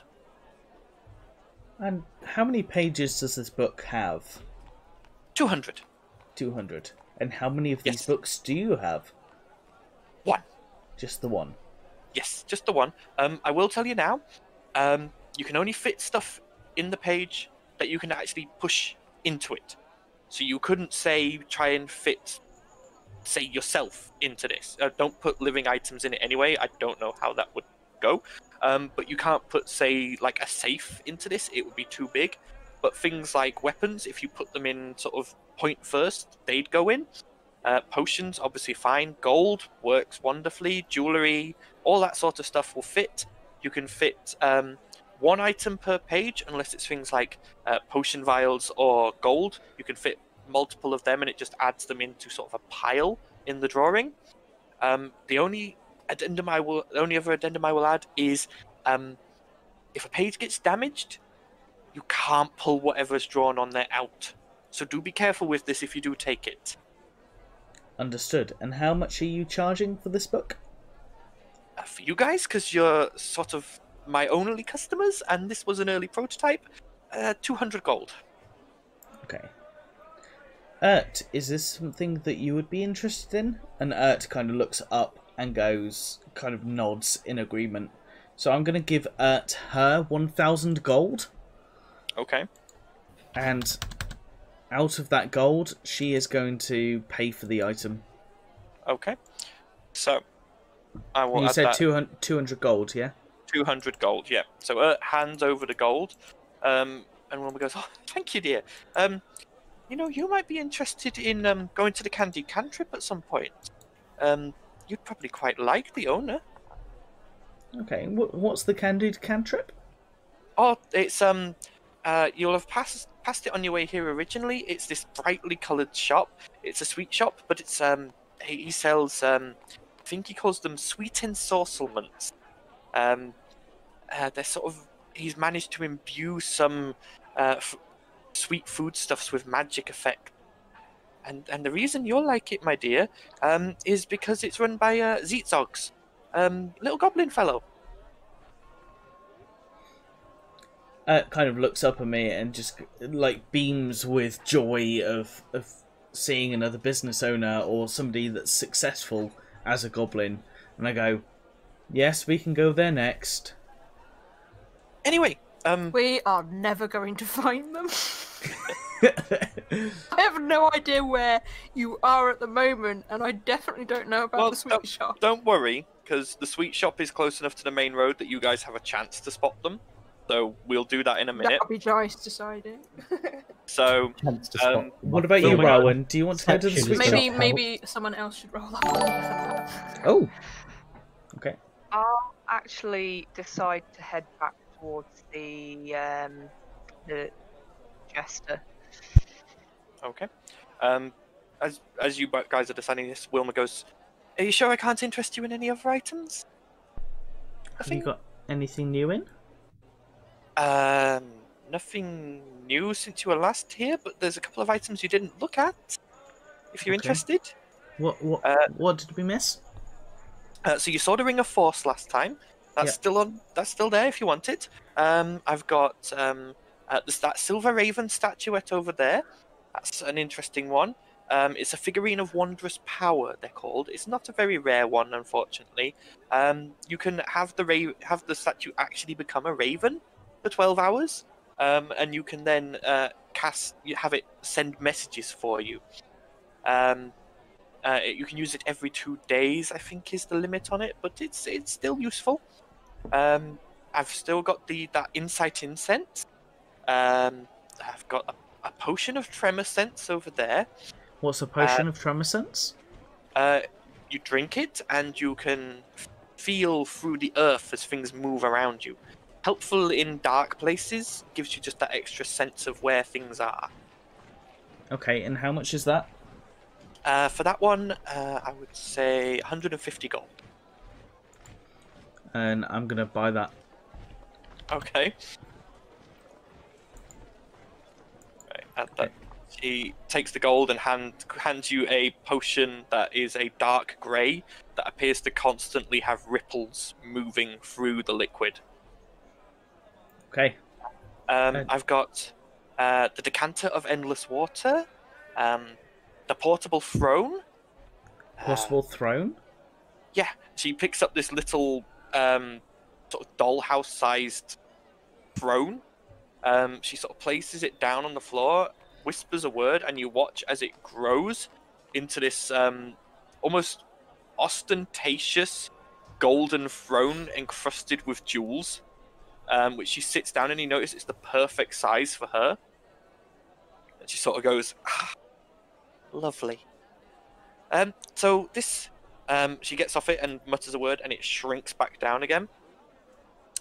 Doesn't really give any benefit, but it can appear any way you want. It's always the perfect size for you, and it's portable. And how much? For that one, because it's more of a trinket, I'd say 100 gold. It's just an interesting bit of spell work, really. It is very interesting, but I don't think it's for me, sadly. Fair enough. The only other 2 items I currently have until I do some more crafting would be the Invisible Paint and the Boots of Agility.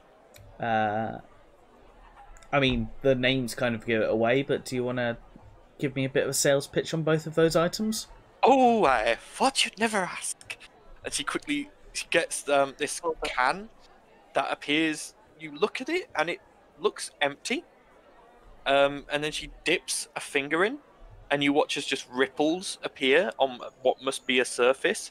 she pulls her finger out and then picks up like a little one of the gold coins you've given her, and she sort of smears the paint on it, plops it down on the desk, and you can't see it anymore. But she then reaches out and touches it and flicks it over, and it's there. Basically, what this does is it's got an illusion on it. It doesn't actually turn things invisible, but you paint something in it, and it'll take on the same sort of image as things around it. So say you had a door in a wall. If you painted the door with this, it'd look like the wall. Okay. And how much for that? For that, again, 100 gold for the can. Okay, and what about the other item? The boots, she picks up a pair of boots that appear to be made from a silvery leather. They look extremely streamlined. So whilst wearing these, they make you more dexterous and better at things to do with acrobatics. Okay. Is it just movement, or is it also being able to jump around and move around as well? It's not so. It doesn't give you any extra movement. It's more being able to dodge things and do. It just generally increases your natural dexterity. So say whereas before you couldn't do a cartwheel, with this you could. Okay, and how much for that? For that'll be 400 gold. Okay, I think I'm just gonna stick with the paint for now. Okay, so that was 100 gold then, please. Would you do it for 90? He sort of gives you a look and goes, as long as you promise to come back. We always come back. You know this. Better. If I hear about you going to the Arcane Academy, all deals are off. Okay. Fine. 90. Come on. Okay, and I hand over the 90 gold. She takes it, pockets it, and hands you the can with a paintbrush. So, do you want to go to the sweet shop then? Kind of nods. Yeah. Cool. We're gonna head to that sweet shop then. Bye bye. Enjoy the sweet shop, and I'm going to go start actually enchanting things again. Oh, this will be fun. I'm gonna half bow and go, thank you for your service. Thank you very much. Okay.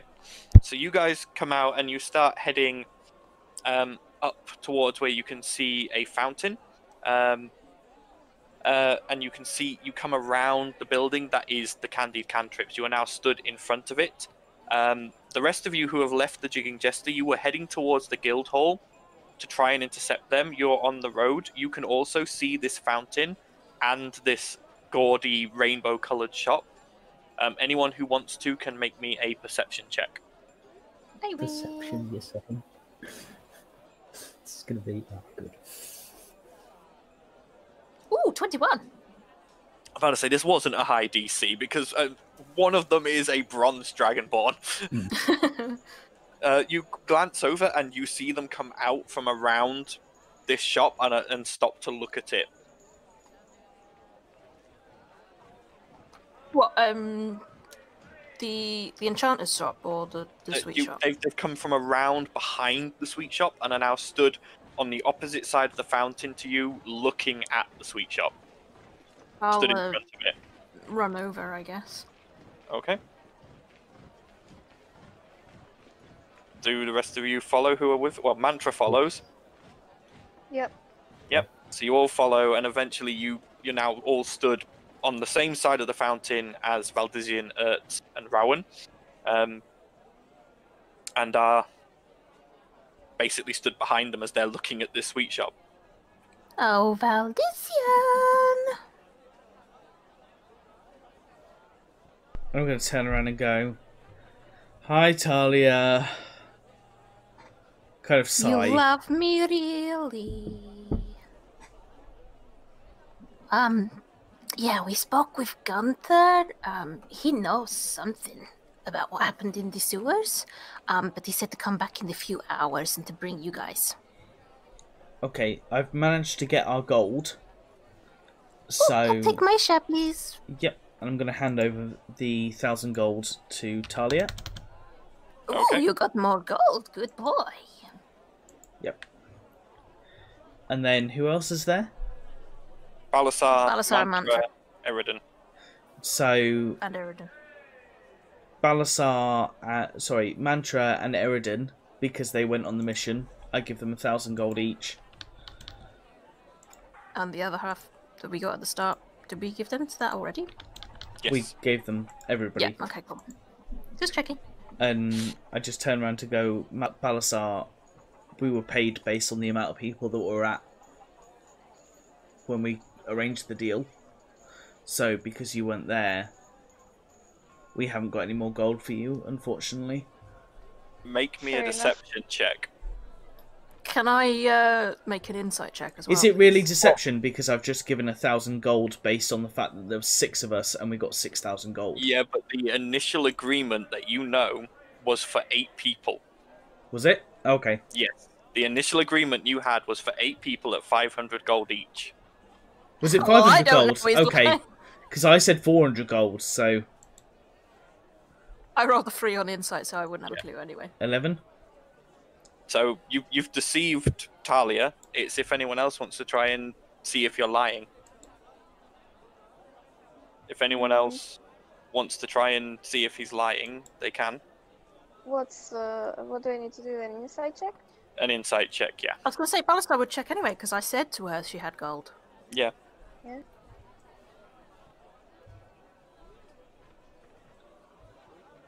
Yeah, Balasar, you can tell that he's lying, that there was that you are owed some gold. Well, hang on a minute. I know I rolled a 3 on insight, but Yeah, Talia, Talia, I knew that she had gold anyway, yeah, because I'd Talia, said. you never had to make an insight check. He wasn't trying to deceive you. I didn't realise I was trying to deceive anybody because I turned around and said that it was a certain amount and there were 6 of us that actually went on the mission and we got 6,000 gold. So, But you at the initial thing, she originally said there's 6 of you, and you went, actually there's 2 members who aren't here, yeah. so it would be 8. So you had actually pushed for them to get gold initially. Okay. I'm waiting for Balasar to respond. I'm just going to look at Valdician, look at Balasar, and then just be like, I mean, part of me is kind of proud of you, but I'm also kind of disappointed. I thought you were a paladin of Triferion. Yes. I have no concept of money whatsoever. I don't remember what we Balasar agreed. is old gold. I don't remember what we agreed. Let alone... She gets the same amount of gold as the rest of us. We Well- agreed with Inala at the start, and we said there were 6 of us, but there were 2 more, and she gave us gold proportionate for those 2 extra people. Okay, I didn't know this. I've all given you 1,000 gold based on me thinking there were 6 of us getting the gold. I have less than 1,000 gold left. I cannot give Balasar 1,000 gold if I Did don't... you spend gold before? Yes. Then you still owe Balasar money. Rawin actually looks at her 1,000 share and realizes, and she takes 250 of her gold and hands it over to Balasar. I'll just refuse and tell everyone this is fair enough since I didn't participate to begin with. So it's alright. I kind I of wouldn't accept apologized. something I'm not. Yeah, I It's fine. apologized to Balasar and explained my mistake, thinking that it was based on 6 of us doing the mission rather than 8. Maybe I need to sit you down and explain gold to you. Maybe you do, because I don't understand it. Talia, at this point, is pulls on sort of your cloak and goes, Talia, Yes, Ert? this shop run by Goblin. Is it? Yeah. Also, look what Ert got. And she shows you the book. What's that? Is magic holding book. How does a book hold things? One sec. She puts it on the ground and opens it up, and takes her mace, and you watch as she pushes it into the page. And I then just kind of stare dumbfounded. and a drawing of a mace appears on the page, and she goes, "Ha!" Shows it to you, puts it back down, and then puts her hand on the page, and you watch as the mace comes back out into her hand. Well, that's certainly useful. Yeah, yeah. Yeah, good kid. And I ruffle her hair. Can we go and shop? Yes, I think business has been dealt with. Good. She scuttles off towards the shop. Shall we go inside, I guess? I'm We've gonna got some time to kill. turn to Balasar and go, I feel bad for misunderstanding gold, and offer her not the 1,000 that I gave to everybody else, but the 500 that was initially agreed out of my own share, and see how she responds. I'll just refuse and say this is fair because I didn't take part in the mission to begin with, so it's alright. Are you sure? Yeah. And I kind of reluctantly put my purse back down, still feeling bad about the entire situation of not understanding how money really works. I kind of apologise for telling her that she was going to get gold and then this happening. It's alright. Okay. So, as you guys, I'm assuming the rest of you guys are now following Ert towards this shop. Yep. So as you move towards it, it's a medium-sized building, decorated in swaths of rainbow color. Like there's like one patch that's painted green, another patch that's painted red. It's just a giant, like almost like a giant "Hello, I'm here" to your eyes. The shop itself has large windows, and you can see there is intricate gold writing worked into the glass. And it calls for customers to come and try the newest in sweet ensorcelment. Through the windows, you can see chocolates, candies, cakes. Talia kind of smushes her face against the glass and starts grinning like an idiot. Yeah, some of them look normal, and then some are quite obviously magical. You can see one or two that are just like you can see some cakes that appear to almost be floating, and you can see various other bits and pieces here and there that are quite obviously like you can see like what appears to be like gobstoppers that are glowing, and it's just all strange and wonderful. Valdezine goes up next to Talia and goes, "You don't need to eat, do you?" That does not mean I can't enjoy food. I'm going in, and then I run in. Okay, already at the door, and is trying to pull it open as you get there and pull it open with her, and you both duck inside.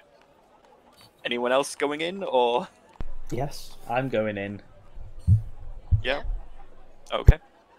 Well, I'm just going to just carry on and look in through the shop window for a little while.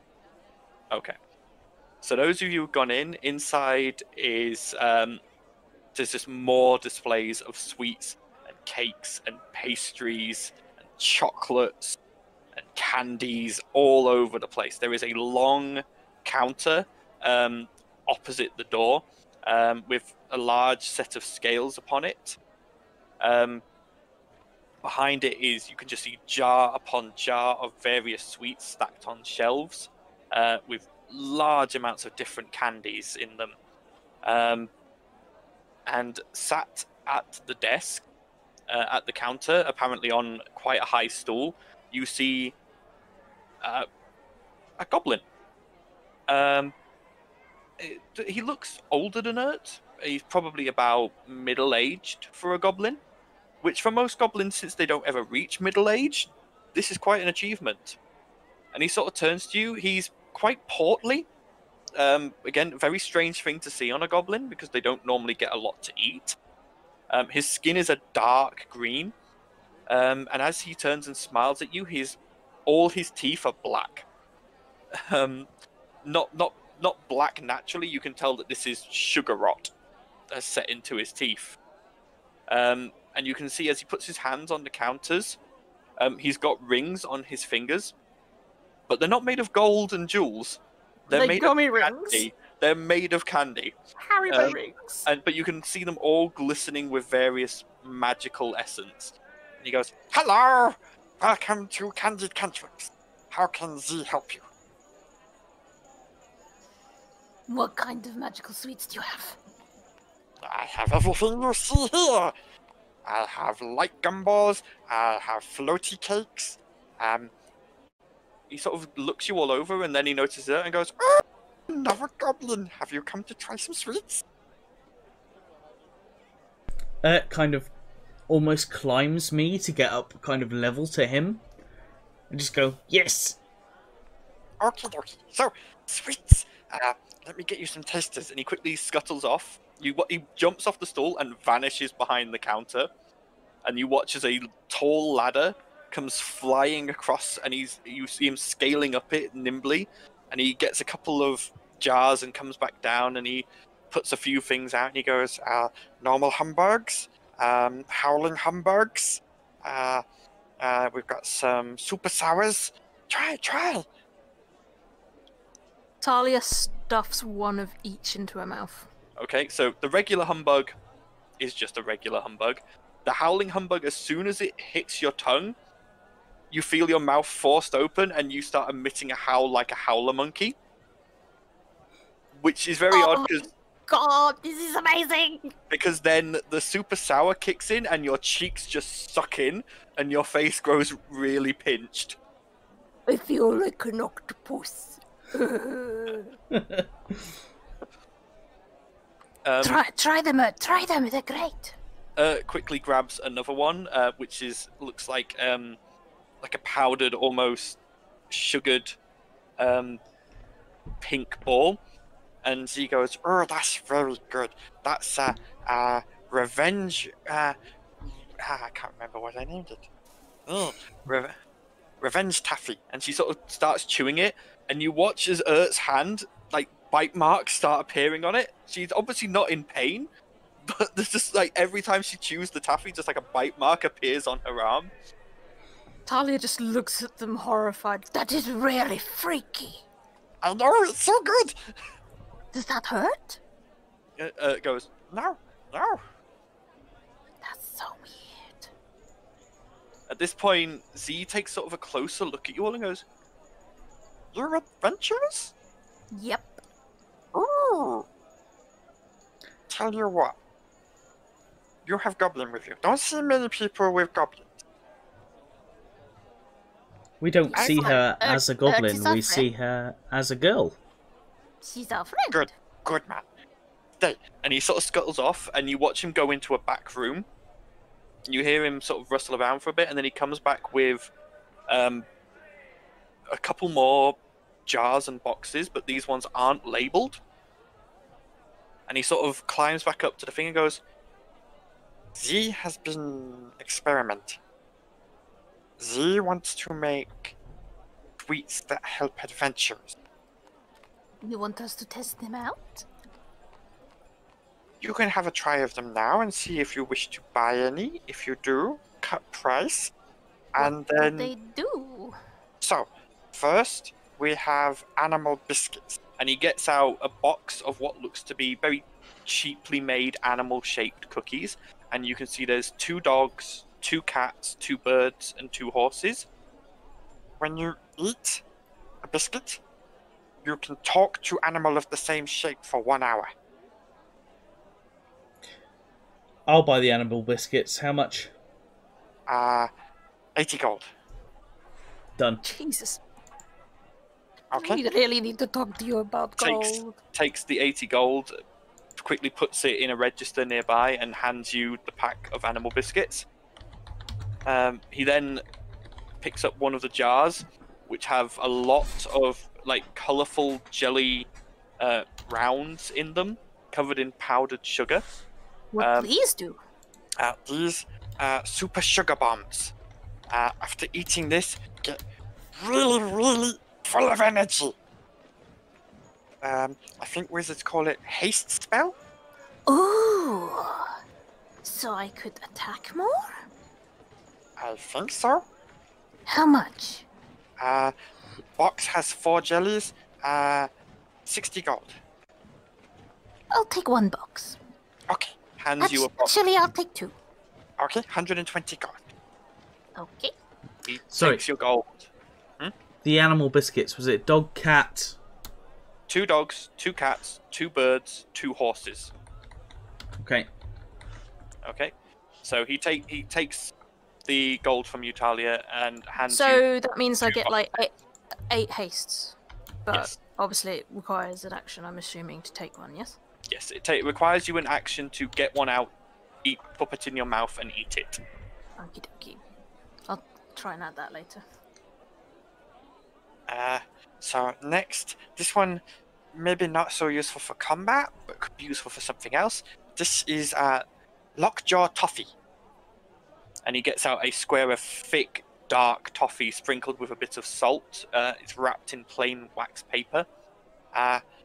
Person who eats this, teeth stuck together, can't talk.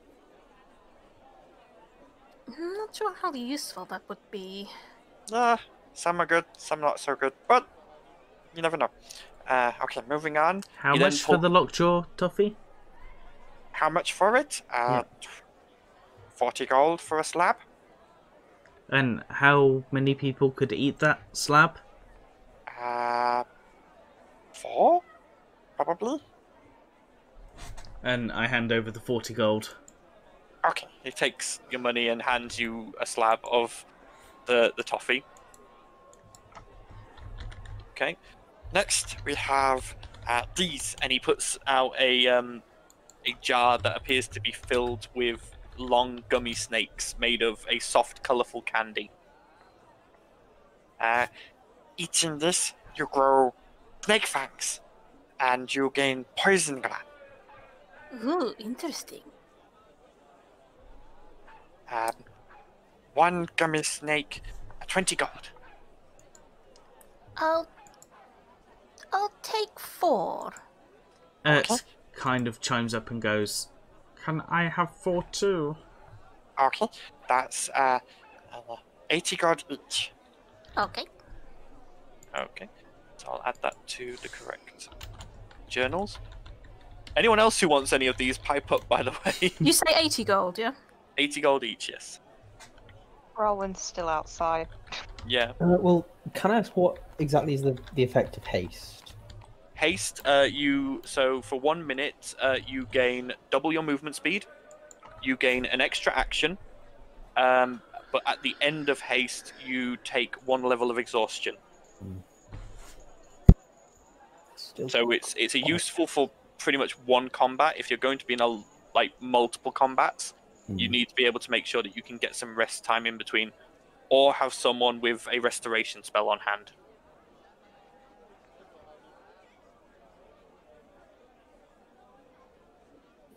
So. Well, Tally got 8 anyway. Yeah, I mean, you guys can I split can share. yourselves. It's. Oh no, I don't expect you to. Just hand Would them it be out, like but- an action to like throw one to someone else as well? Yeah, but it would then be an action for them to eat it. I know, but I just mean like as a way, like quick thinking, and be like, "Oh, take this," but then Yeah. you know, Or prior to combat, you could share it. well, you can if pass them we out. know that something's going to happen and we could probably use it, then Yeah. yeah, that's another thing we can do. At this point, Z picks up a pack of what looks to be gum, and you can see there's about 6 sticks in it. He goes, "Shield gum. Chew this, then blow bubble. Bubble expands around you into shield. Can take some damage, but when it pops, you kind of problem I haven't figured out yet. You kind of get covered in sticky gum. Yeah, you have to sort of pull off. Might be useful for all the more squishy among us. I mean, so you guys know the shield can take 50 hit points worth of damage before it then pops. Once it pops, it halves the person's movement speed and gives them disadvantage on attack rolls until they use an action to pull all the gum off. So, hypothetically speaking, if there was a creature that was doing like 5 damage each time, it would take a long time to get through that shield. it would take 10 turns to get through that shield. Yes. What would you do if you were in the bubble and then you were suddenly out of combat? Would you just... How would you end it? Do you just have to You can pop. hit it until it pops? You or can pop use the an action to bubble pop from it the and pull it off? inside. For if you intentionally pop it from within, then it pops. Does it still cover you in the goo and you've got to pull it off? Yes. Okay. Okay, and how This much why is the this- gum? For a pack of gum, 100 gold. How many gums in a pack? 6 sticks in a pack. I'm good. It's gonna buy a pack. Okay.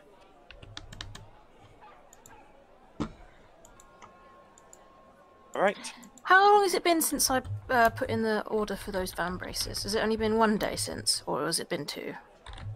It's been 1 day. Okay.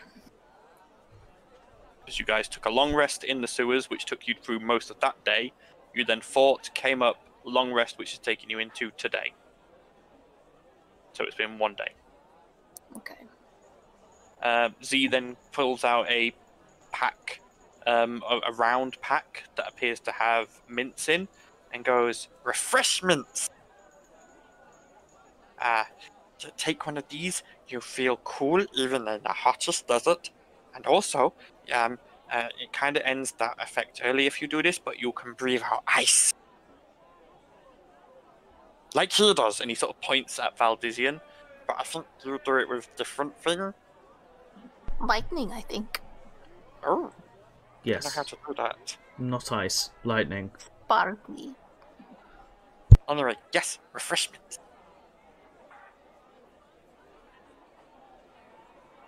That's a pass from me.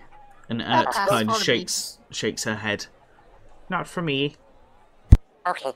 And he sort of puts them away and then goes, "Only thing I have left is Everlast candy, but that's not really anything special. That's just candy that lasts for 3 hours." Does it provide health or anything like that, or is it just? Just delicious for 3 hours. Yeah, just delicious. I haven't really made much progress on that one yet, other than making it last. I'm good, I think. Do you have Okay. any chocolate?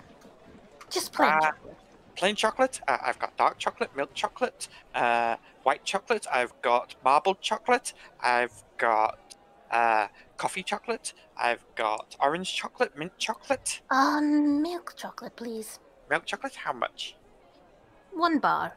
1 bar? He scuttles off and he brings back sort of 3 bars and he goes, "That's the basic milk chocolate, that's the luxury milk chocolate, and that's the elite milk chocolate." Luxury, please. Okie dokie, that is 10 gold. Here you go. Thank you. He takes it and hands you the chocolate bar. Valdizian kind of turns to him and goes, "Do you get many adventurers buying the adventurer goods, or is it just kind of us so far?" Just you. These were still in development. Please come back, tell me how they did. If you have any Side ideas, effects? ideas, tell me, and I'll see if I can develop more. If you have thoughts on things that would be useful, let me know. Yeah. Would extra funding help you come up with new ideas and new things for you to come up with for adventurers? Well, let's not spend yeah. all of our gold, yes? And what kind of thing, how much price would help you with your development costs? Let's see. We'd need to hire someone else to run the shop. We'd need to buy ingredients and enchanting gear. We're probably talking in the region of 10,000 gold. That's way above our pay grade. Was that two platinum? No. 200 No. platinum. That's a lot more than 2 platinum. I'll explain later. Okay. And I go, "Thank you for the information." Not a problem. Feel free to come back. I'll see if I can develop more goodies for you, yeah? Thank you. Also, always have all normal goodies. They're all very good. I can tell you, I tested them all myself, he says, whilst patting his belly. I believe you. Have you tried brushing your teeth between snacks? No. Maybe you try that. Make your teeth last longer, then you can eat more. Teeth's fine. They taste like sugar now. That's not a good thing. It's for me. Don't say I didn't warn you. When your teeth fall out, then you won't be able to eat any. It's why I left my clan. I got a taste of sugar. So good. I had to go and find more. And then I found out that you could make things with sugar. So brilliant. Valdezine goes to walk out the store with Ert. How much time has passed? By this point, you've probably spent about... You guys probably spent about 30 minutes looking for Valdizian and those lot. You've probably spent about an hour in the store. So once you get back to the Jigging Jester, it'll have been 2 hours. Shall we head back to the Jigging Jester, see what Gunther has to say? I'd like to head back to the Jigging Jester anyway. I've not been back yet. Okay. Let's go then. So you guys move off back along the road, and eventually you reach the Jigging Jester. As you walk in the door, you can see sat on the bar, and this is probably the oddest you've ever seen Gunther. He's normally extremely relaxed and extremely at peace with everything, but currently he's sat there nibbling his nails and sort of jigging one foot, and he seems to have been waiting for you, because the minute you walk in the door, he jumps off the bar and starts walking towards you. We're back. I brought everyone. Yeah, I can see. Good. Follow. And he immediately walks out the door. Well, out of the tavern? Yep. Okay. Guess we follow him? Is he okay? Well, let's just say he didn't like what they had to say, and it's something pretty bad we should follow. Okay. Talia, is he upset? Not upset with us, but what we found down in the sewers, it sounds like it's a lot more serious than we thought. Does he need to smile? I would not advise that right now. Okay. There's a time and place, Val. Not now. Promise me, please don't. If you say he doesn't need to smile, then I won't make him smile. Good lad. Let's go. So, Gunther, at this point, he quickly goes out of the Jester, turns right, and goes around the edge of it, and he leads you straight towards the Silk Cheeks. Okay. He sort of, every now and then, he sort of stops and looks back at you, and it's like, come on. All right, we're coming. Getting to the door, you can see normally the Silk Cheeks, all the various shutters are open, and you can see people sort of leant in them and sort of waving down at people in the crowds below. Now there's not. All the shutters are closed, and the front door is closed as well. It's kind of odd from what you're used to. Should we really be going into a brothel right now? Shush!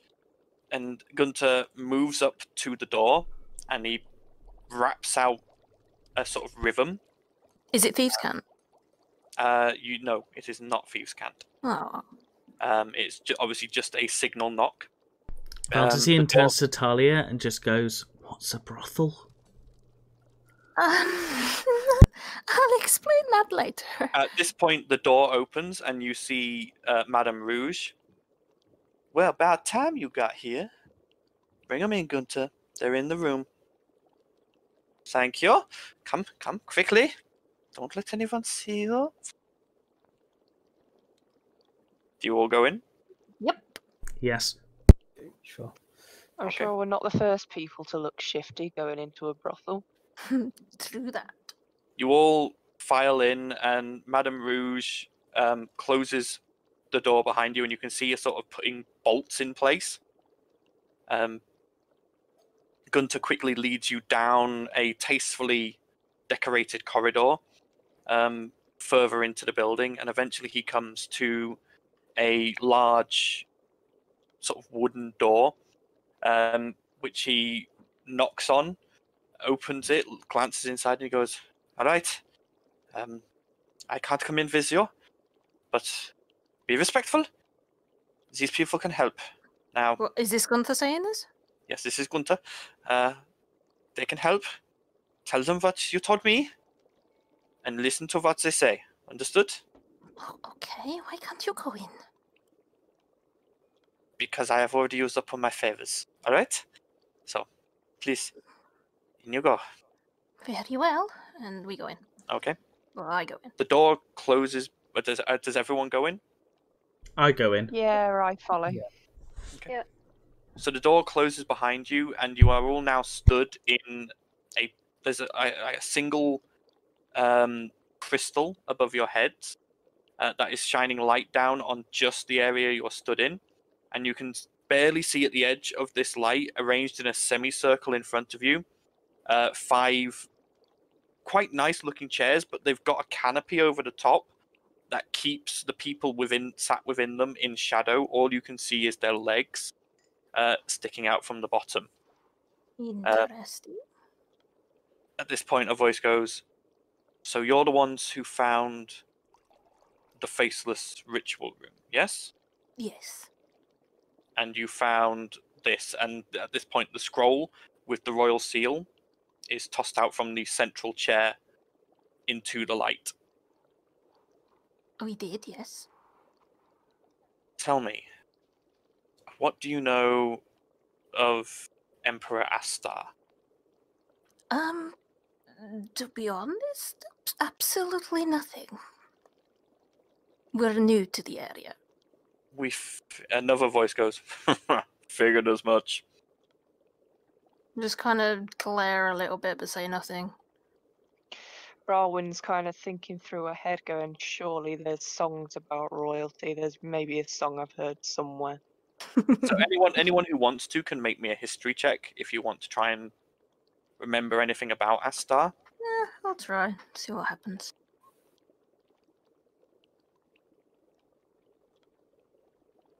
Oh, Rowan Oops, I know smashes it. nothing. okay. Rolled a I have 7. definitely heard a song. Yeah, Valdivian and Talia, you know that he is the Emperor of Maham. And most of the surrounding lands around Maham, pretty much from like a very large amount of area, but that's about all you know. Rowan, you know that Astar came to power very young when his father died. There's a couple of songs about it. But the most recent songs about him have been about how he seems to no longer care. A lot of songs now seem to start, and these songs are obviously not ones sung anywhere where a guard could hear, but they starting to paint him as a bit of a tyrant, and a bit of a lush, if you will.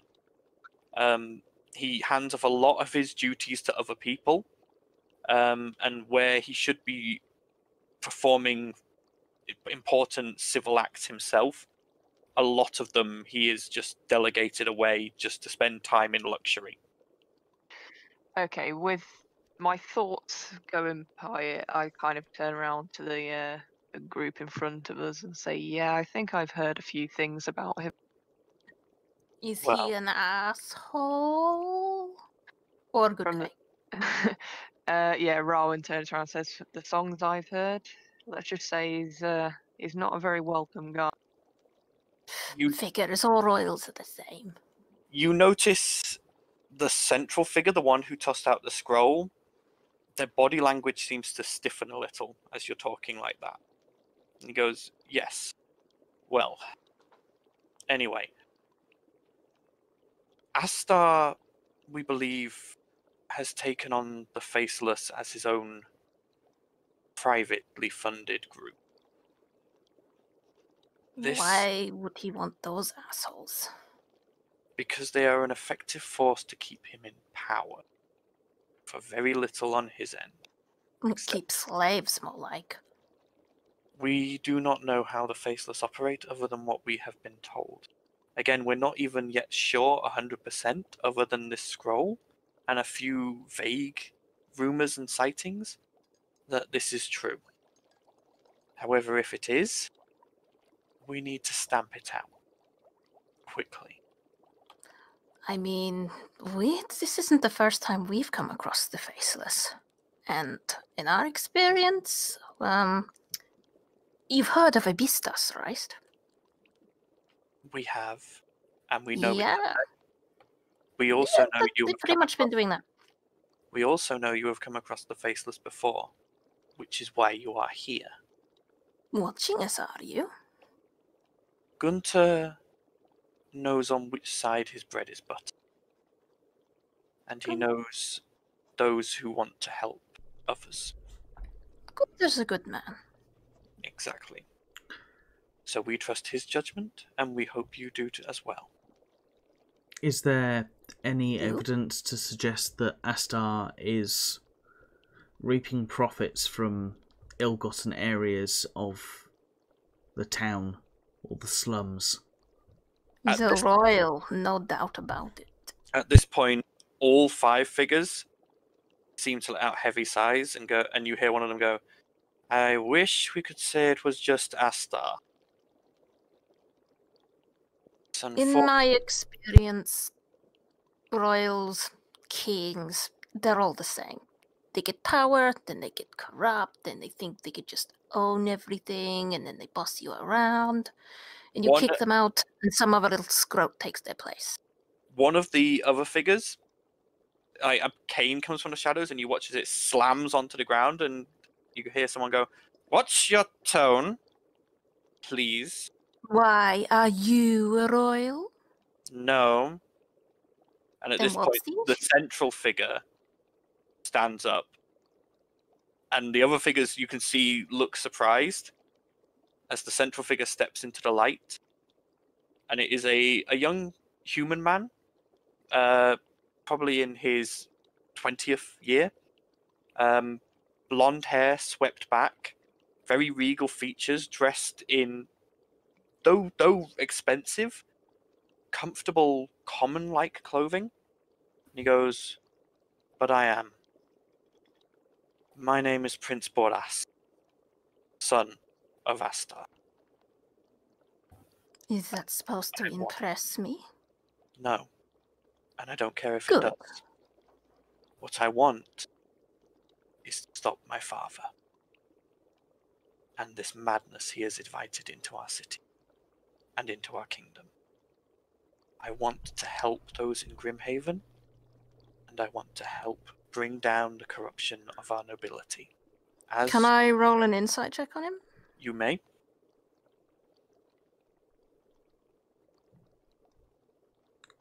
$11. From what you can tell, he is being perfectly honest with you. Well, then I guess you're the exception to the rule. But I don't. I like to think I take that from my mother's side.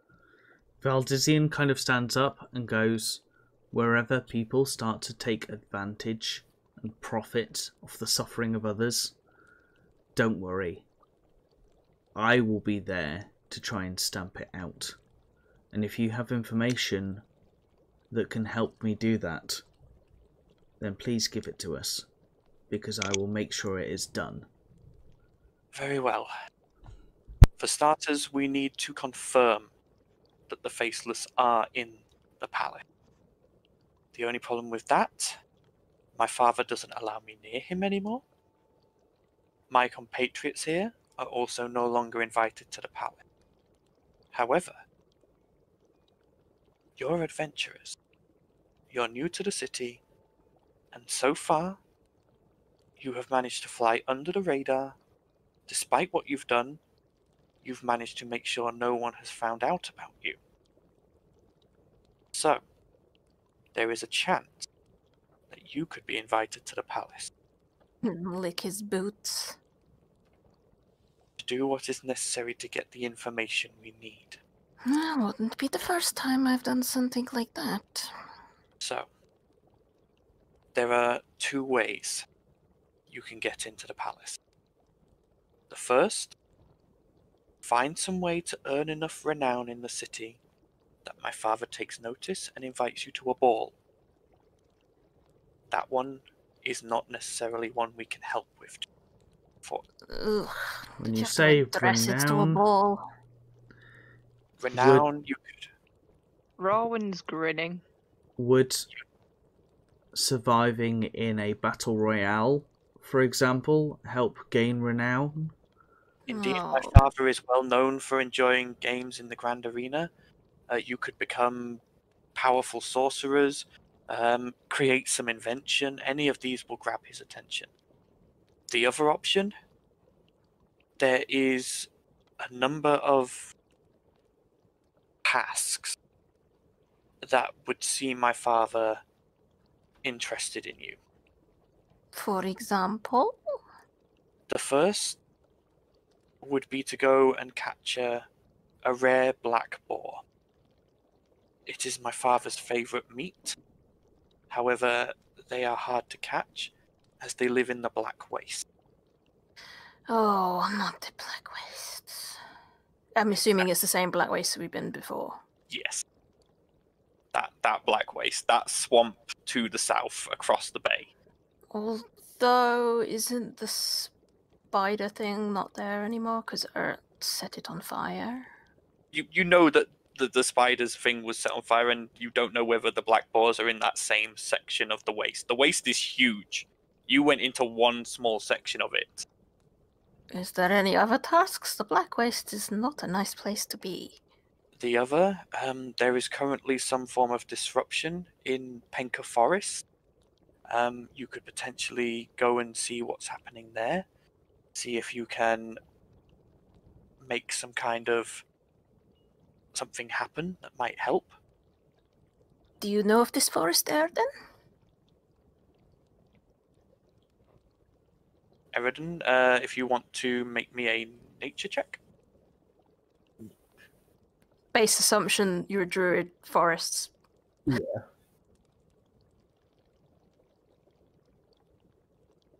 Yeah. So you do know of the Penka Forest. It is a large stretch of forest that sort of covers most of the northern section of this area. It itself is quite a dense forest. It's not a pine forest. It's more normal sort of trees that change with the seasons. The area itself is quite well travelled for trade. Most people going through Penka Forest to reach Wygrove Stronghold, which is a elven outpost. Sure. Relay that. That's a possibility, I guess. Yeah, something has been interrupting hunters and traders going through there, so potentially solving that would be a boon. The last is both the easiest and also possibly the hardest. Go on. My father and various other nobles have heard tell of a hag moving into the Shrine Hills. Oh, God.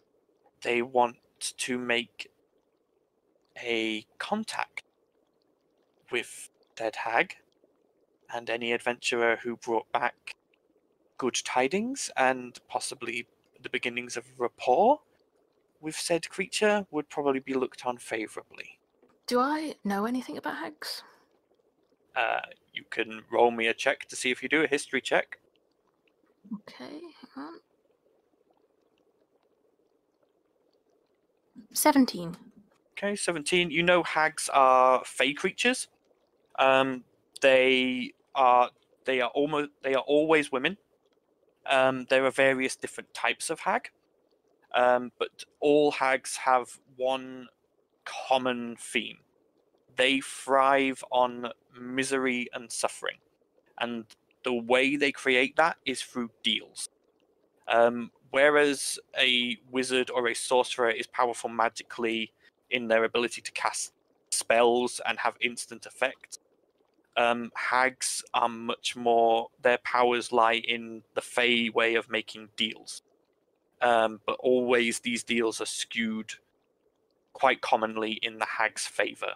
For example, if you went to a hag and said unto her, "I wish for great wealth for me and my family," she would make that deal with you, and your family would know great wealth. However, this great wealth might draw in thieves, bandits who attack your family and cause you misery. So you get what you want, but you also don't, and the hag wins. And you're saying that's what's the easiest? In a way, if you handle it correctly, all you have to do is talk. With any Hags luck- don't just talk, they make deals, and it never ends in your favor. As long as you don't make a deal, you're only establishing a rapport. You only have to go, let the hag know that the nobles of Maham would like to come by, possibly, with the chance of asking her question. I don't want to give them the opportunity to make a deal that could result in the suffering of others, or If worse. this Asta is so corrupt, then potentially He would ask for wealth or more power, and the people would suffer from that, and then they'd probably suffer from other things as well. if the From suffering the bad deal. if the suffering from the deal was focused towards Asta, if he was the one to suffer based on the way that he treats his people, then I don't perhaps that's think a way the hag really cares about how he treats his people. They're only the interested in a hag deal, doesn't, and but if we agree a deal that gets the hag some kind of suffering, and the suffering is at the detriment to Asta, because the he is suffering would be at the detriment to whoever makes a deal. So if we make a deal, we suffer. If he makes a deal, he probably suffers, but probably so do the people. Boras at this point goes, "My father isn't the one interested in the hag as such. It's more the nobles around him. But forming the rapport will gain the attention of the nobles, which will gain my father's attention, which will gain you an audience in the palace. Likely where my father will possibly have an even bigger task for you. I don't know, but it will at least get you into the palace, into Halcyon Heights, where you can at least look for evidence." I think maybe Penka Forest and perhaps the arena would be more our street. a We few. have knowledge from the forests we're there then. You're bulky and fight. Maybe you and Belisar or the big hitters could do well in the arena. I think Yeah. we could probably try and attack all three tasks. Well, Or I am not multiple going areas. anywhere near a hag. But certainly this is something we can discuss away from this meeting. I imagine that you folk in the shadows have other things that you wish to be getting on with. Yes. Please go, consider what we have said, do what you have to do. Any of these will bring you the chance to at least get into Halcyon Heights and the palace. You will not hear personally from us again until you have done something. If you need to talk to us, ask Gunter. Okay? Okay. Right. I look forward to hearing of your success. At this point, the Here's hoping. door opens again, and the light from the door comes in, but again doesn't reach these chairs. Okay, I guess we leave. Is Gunther still about, or Yeah, is he? Gunter is the one who's opened the door and is sort of beckoning you to leave now. I'll leave and wait till everyone's out and the door shut, and then talk to Gunther. I'm going to follow. Okay, Gunter goes, "So, go okay?" I think so. How on Wonderful. earth did you get involved with these people? Well, he sort of glances at Valdizian and goes, "The gods move in mysterious ways." Well, maybe if a gods involved, we can at least take them at their word. They can be trusted, right?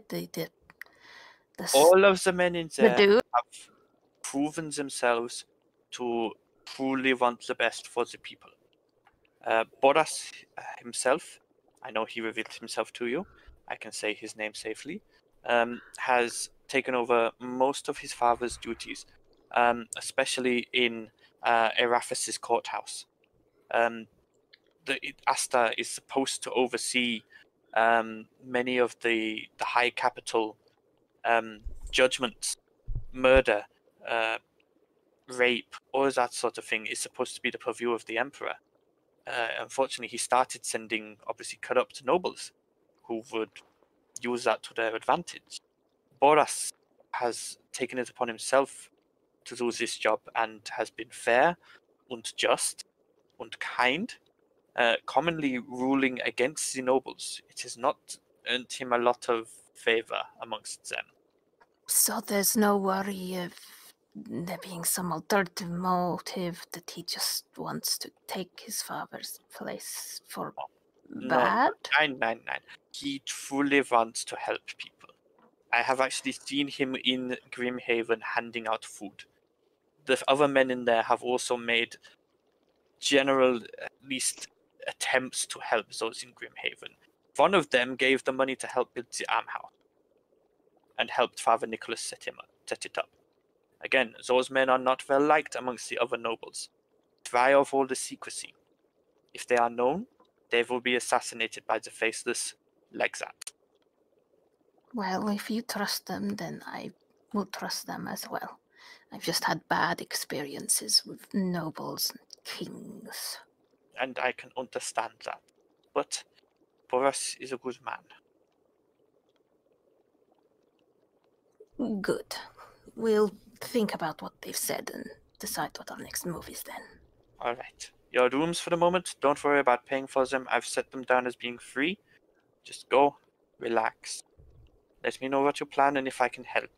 Alright? Didn't we pay for like 2 months worth anyway? No, you paid for like 3 nights worth. I dropped like 10 platinum. They're expensive rooms, especially you guys did not Italians. drop 10 platinum. You We did dropped not have more 10 than that. platinum. You didn't have 10 platinum when you went in that room. You I- dropped... I think You it was dropped- just 10 gold for my room alone. Yeah, you guys... No, it was... Mine and Ert's room. It was 3 gold for your rooms and a couple of silver for each of the other rooms, but you did not drop... I think you dropped a platinum, which would have paid for about a week's worth of Okay, rooms. And that's like 10 gold a platinum, Yeah. isn't it? that's fair. But yes, he's saying that he's basically put those rooms aside for you indefinitely at the moment. That's good. Yes. I would imagine that's probably a good place to call it. Yeah, that's for the where I night. was planning on ending it, as you Yeah. guys... I can feel myself drifting off. Yeah, you guys... Oh, political intrigue. You guys go back to the Jigging Jester and you all have a lot to talk about, decide upon, and generally make your minds up on. I mean, you guys are welcome to, in the downtime between games, if you guys want to choose what you're doing and let me know, I can plan it from there, or I can just plan all of them and we'll see where we go. Do we make the DM plan for everything? Or do we help him out and decide? I mean, I've already got the rough outline of everything done, so it's not a problem to plan everything. It's where we split our group in 3, and 2 of us go We all after go, yeah. the Grand Arena, 2 of us go after the ball. Die. But basically, goodness. Backstar and Valdician are going to go to the arena, and they're going to, like, bond over, like, fighting in the arena. So... They're going to be like... So you guys know, the Grand Arena, the games are the next day. So you know that. You know that for when you come back, guys, make a note of this. If you did want to sign up to join in the games, you would have to go today. Okay. During this game day, you would have to go to sign up. You can't sign up on game day. Right. Well, we haven't slept, so when we actually start the next game, Yes, would we you'll be still able to... be in the same day. Okay. So I'm just letting you know, if you guys decide that's what you want to do, you need to make sure you go do that. Okay. All right. I Cool. take it I'm not going to get much renown just by entertaining them. I mean, you could. That is a one way to make renown. It's not a quick way, but it is a way to make renown. If you became well known enough around the various inns and music halls of the city, you would likely get invited to the ball as an entertainer. But that would take A long time. Yeah. I had a feeling that was the case. That would be long-term plan, not short-term plan. Okay. So, we're going to end it there for tonight, guys. I hope you've all enjoyed. We had a bit of combat, we've had a bit of shopping, and we've had a bit of political intrigue. All fun ways to play D&D. Yay. So, everyone, stay safe. And we'll see you in 2 weeks. See you in 2 weeks. Thank you for the game. No problem. See ya. So 5th of June. Yes. Cool. Thank you very much. I'll see you next time.